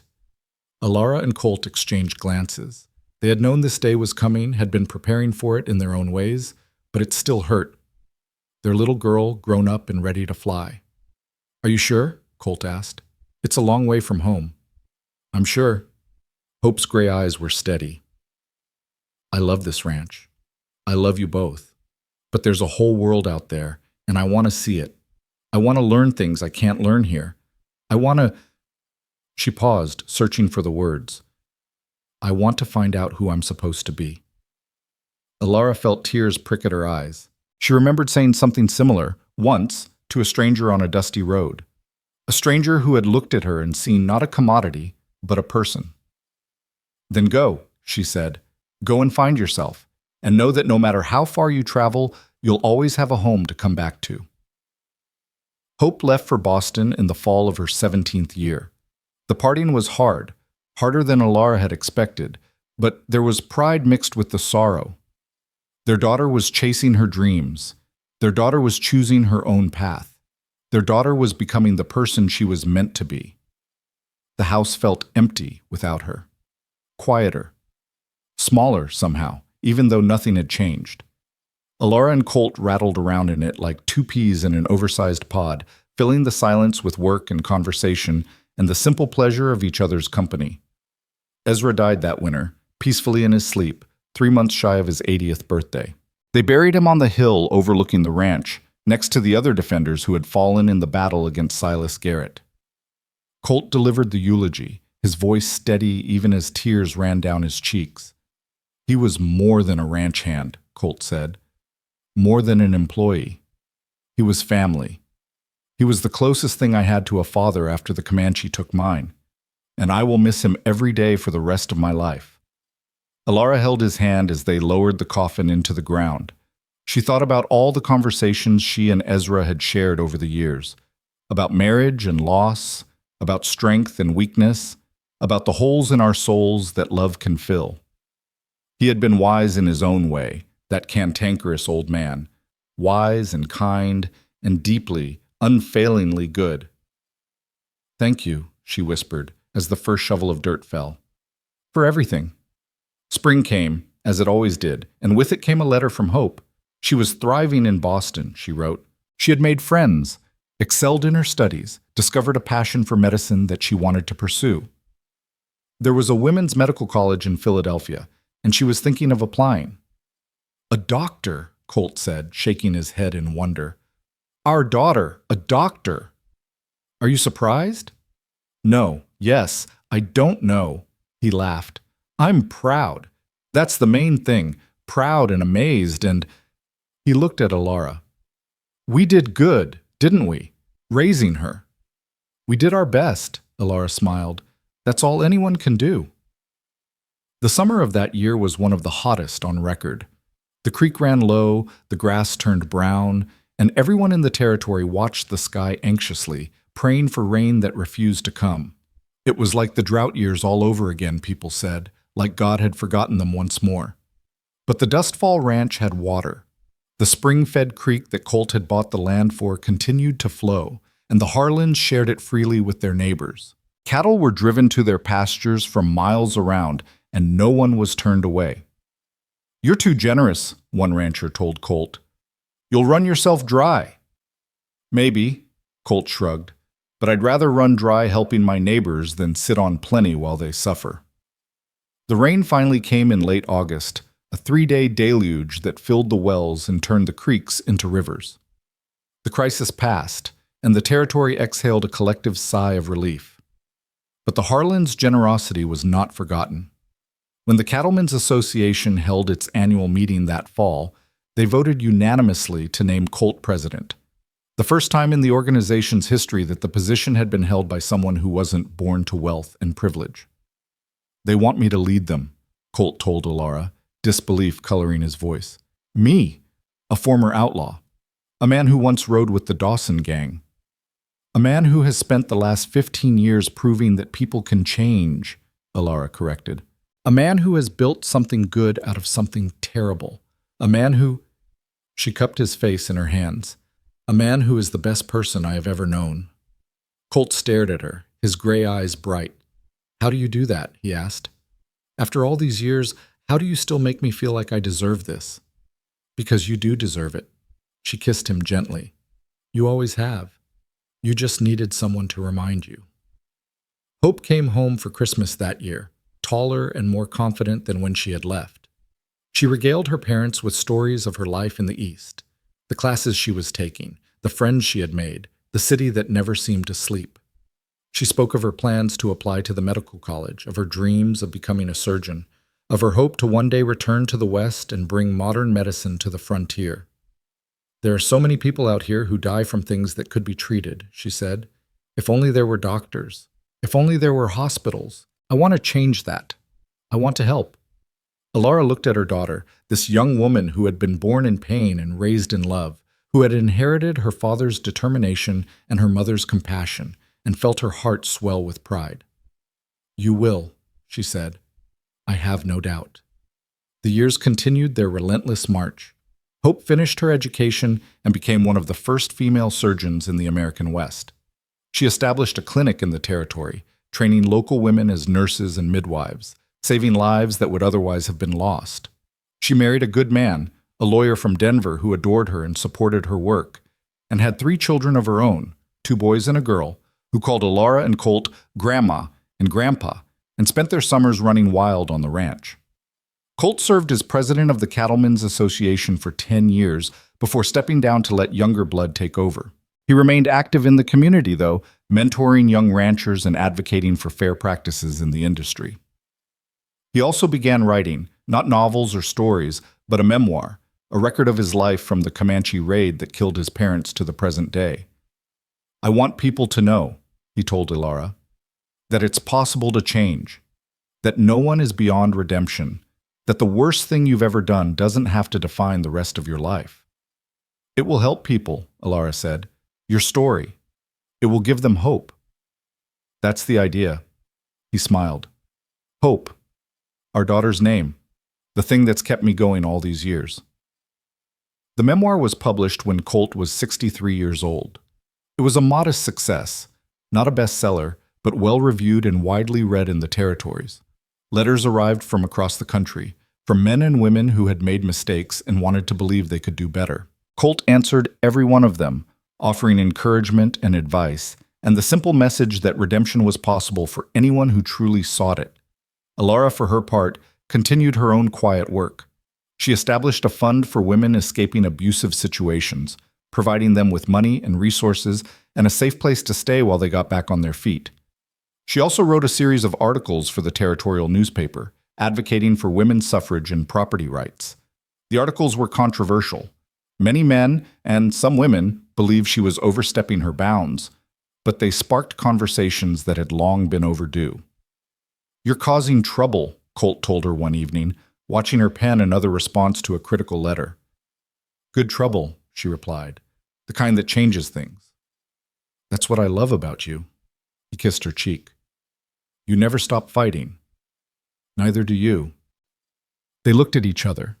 These 2 people who had found each other in the desert, who had fought side by side, who had built a life together from nothing, and smiled.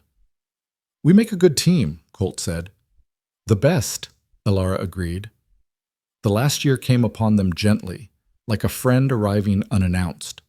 Colt had slowed down over the past few years, his body finally beginning to fail after a lifetime of hard use. His hands, once so sure and steady, now trembled when he tried to saddle a horse. His eyes, those hawk-sharp gray eyes that had seen so much, grew cloudy with cataracts. His breath came harder, his steps slower, his energy fading like the light at the end of a long day. Alara watched him diminish with a sorrow that felt like drowning. This man, her savior, her partner, her love, was slipping away from her, and there was nothing she could do to stop it. "Don't look at me like that," Colt said one morning, catching her expression. "I'm not dead yet." "I know." She forced a smile. I know." He took her hand, his grip still firm despite the trembling. "I know, my love. I feel it too." They spent that final year together, closer than they had ever been. They talked about the past, the good times and the bad, the struggles and the triumphs, the moments that had shaped them into the people they had become. They talked about the present, Hope and her family, the ranch and its future, the world that was changing so rapidly around them. And they talked about what was to come, though neither of them spoke the words directly. "I want to be buried on the hill," Colt said one evening, "next to Ezra, with a view of the mountains." "I know." Alara's voice was steady, though her heart was breaking. "I'll make sure of it. And I want you to keep living, after I'm gone. I want you to laugh and love and fight for the things you believe in. I want you to be happy. I don't know if I can be happy without you." "You can." He squeezed her hand. "You're the strongest person I've ever known, Alara Harland. You survived being traded for grain. You survived Silas Garrett. You'll survive this too." She wanted to argue, wanted to tell him that losing him would be worse than all of those things combined. But she saw the pleading in his eyes, the need to know that she would be all right, and she couldn't bring herself to add to his burden. "I'll try," she whispered. "For you." "For yourself," he corrected. "That's who you need to live for. Yourself. And Hope. And those grandchildren of ours who still have so much to learn." Alara nodded, tears streaming down her face. "I love you," she said. "I have loved you since the moment you rode out of the desert and told my uncle I was a person, not a bargain, and I will love you until the day I die and beyond." Colt smiled, that rare, genuine smile that still made her heart skip after all these years. "I love you too," he said, "more than I ever knew I was capable of. You saved me, Alara. In every way a person can be saved." They sat together in silence as the sun set over the mountains, painting the sky in shades of gold and pink and purple. The world was beautiful, Alara thought. Even now, with her heart breaking, the world was beautiful. And she was grateful. Colt died on a spring morning, 3 weeks after his 72nd birthday. He went peacefully in his sleep, with Alara beside him and Hope holding his hand. The sun was rising when he took his last breath, streaming through the window and bathing the room in golden light. It was, Alara thought, the kind of death he would have wanted, quiet, dignified, surrounded by the people he loved. They buried him on the hill as he had requested, next to Ezra and the others who had given their lives defending the ranch.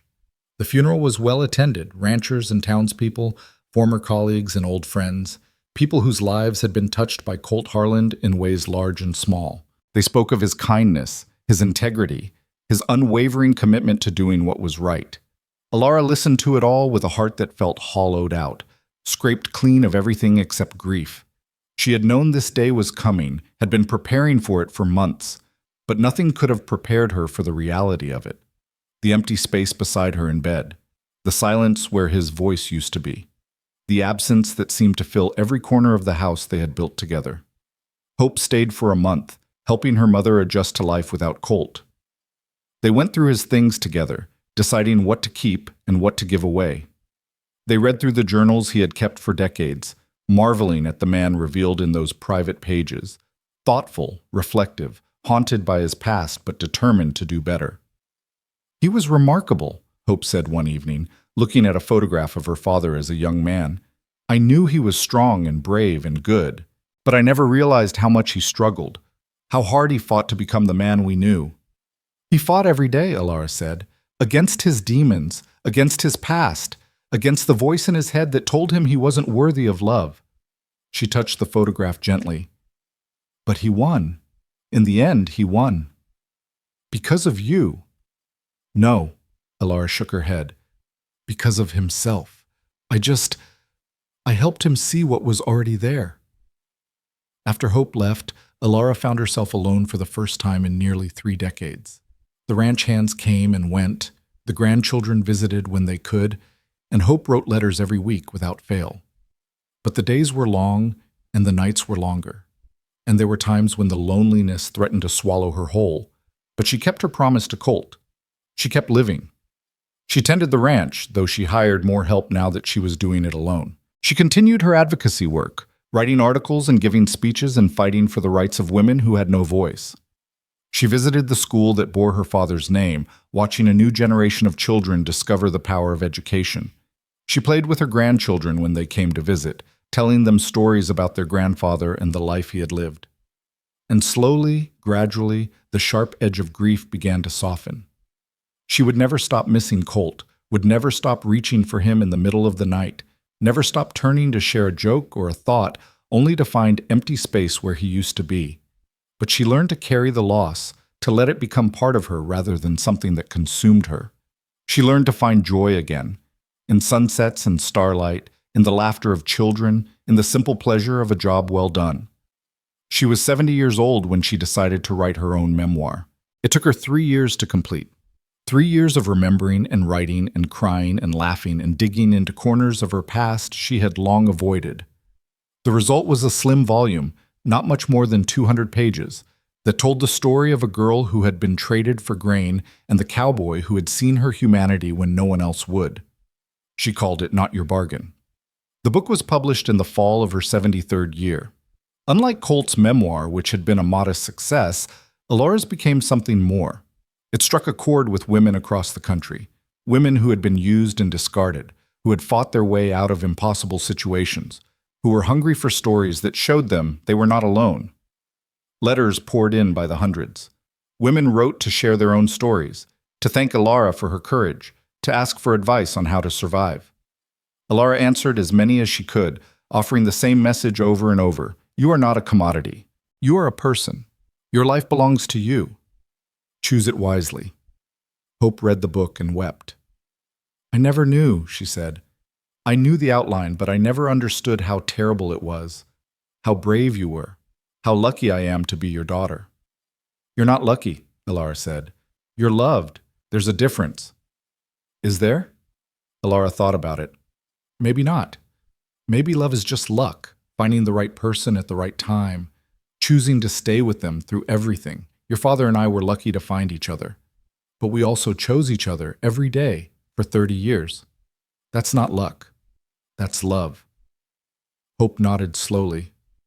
That's what I want. What you and Papa had.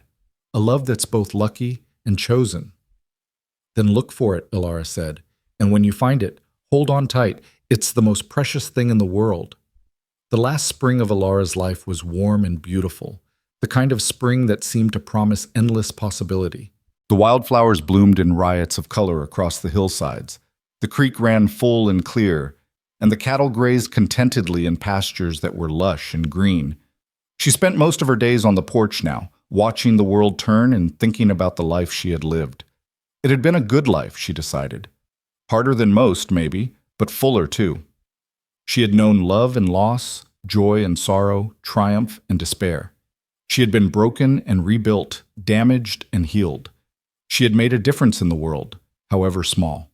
And she had been seen, really seen, by a man who had looked at her and recognized her humanity when everyone else saw only a commodity. That was the thing, she thought. That was what it all came down to.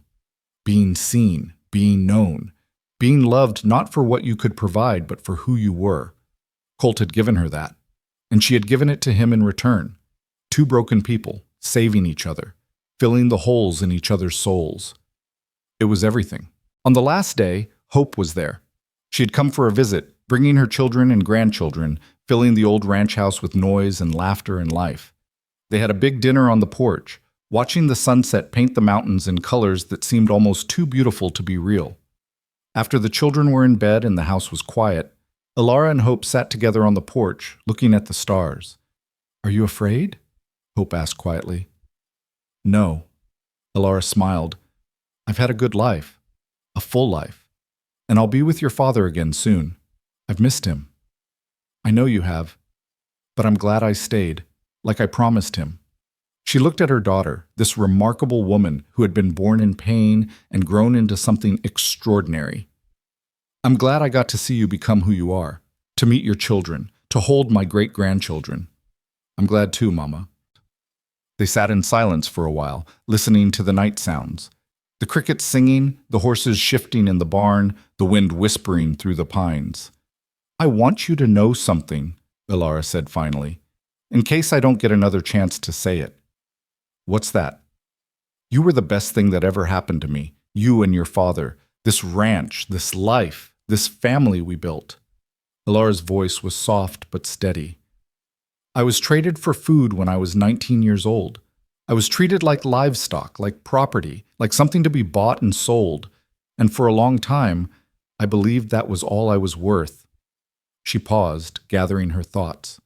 But then your father rode out of the desert and said something that changed everything.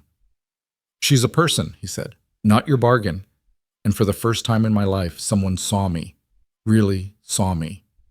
She looked at Hope. That's all any of us want, really.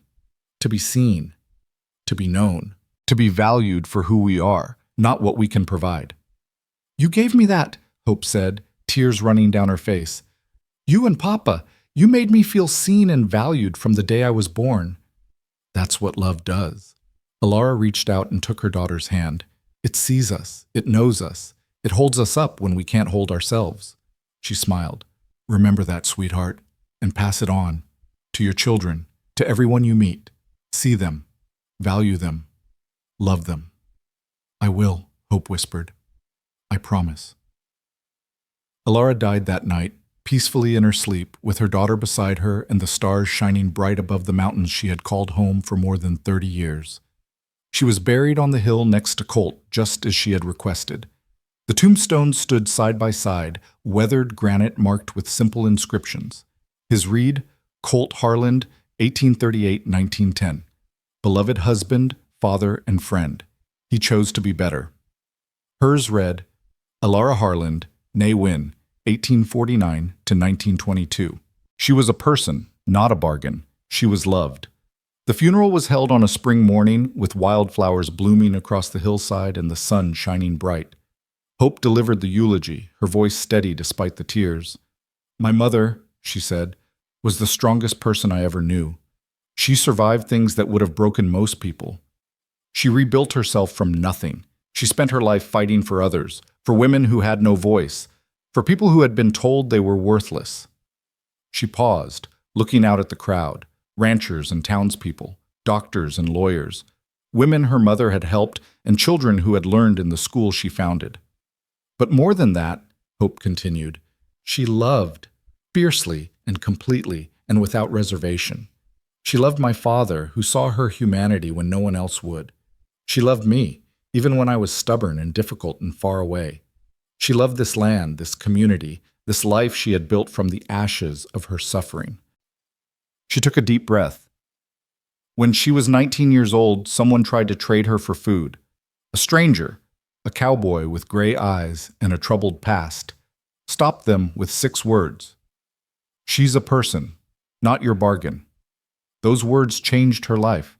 They gave her hope. They gave her a future. Hope looked at her mother's grave, then at her father's beside it. Now they're together again. 2 broken people who found each other in the desert and spent the rest of their lives making each other whole. She smiled through her tears. That's the legacy they left us. Not the ranch, not the money, not even the books they wrote. Their legacy is the love they shared, the hope they gave, the proof that no matter how dark things get, redemption is possible. She scattered a handful of wildflowers on the graves. Rest now, Mama. You've earned it. And thank you for everything, for fighting, for surviving, for teaching me that I'm a person, not a bargain, and that my life belongs to me. She stepped back, and the crowd began to disperse, leaving the 2 graves alone on the hillside. The wind whispered through the grass. The sun continued its journey across the sky. The mountains stood sentinel, as they always had, as they always would. And somewhere, beyond the veil of death, 2 souls found each other again. A cowboy with gray eyes and a girl who had once been traded for grain. They had fought their way out of darkness. They had built something beautiful from pain. They had loved each other fiercely and completely, through joy and sorrow, triumph and loss. And their love, like the mountains, would endure forever. Because that was what real love did. It saw us. It valued us. It held us up when we couldn't hold ourselves. It reminded us that we were people, not bargains, not commodities. People. And that was everything.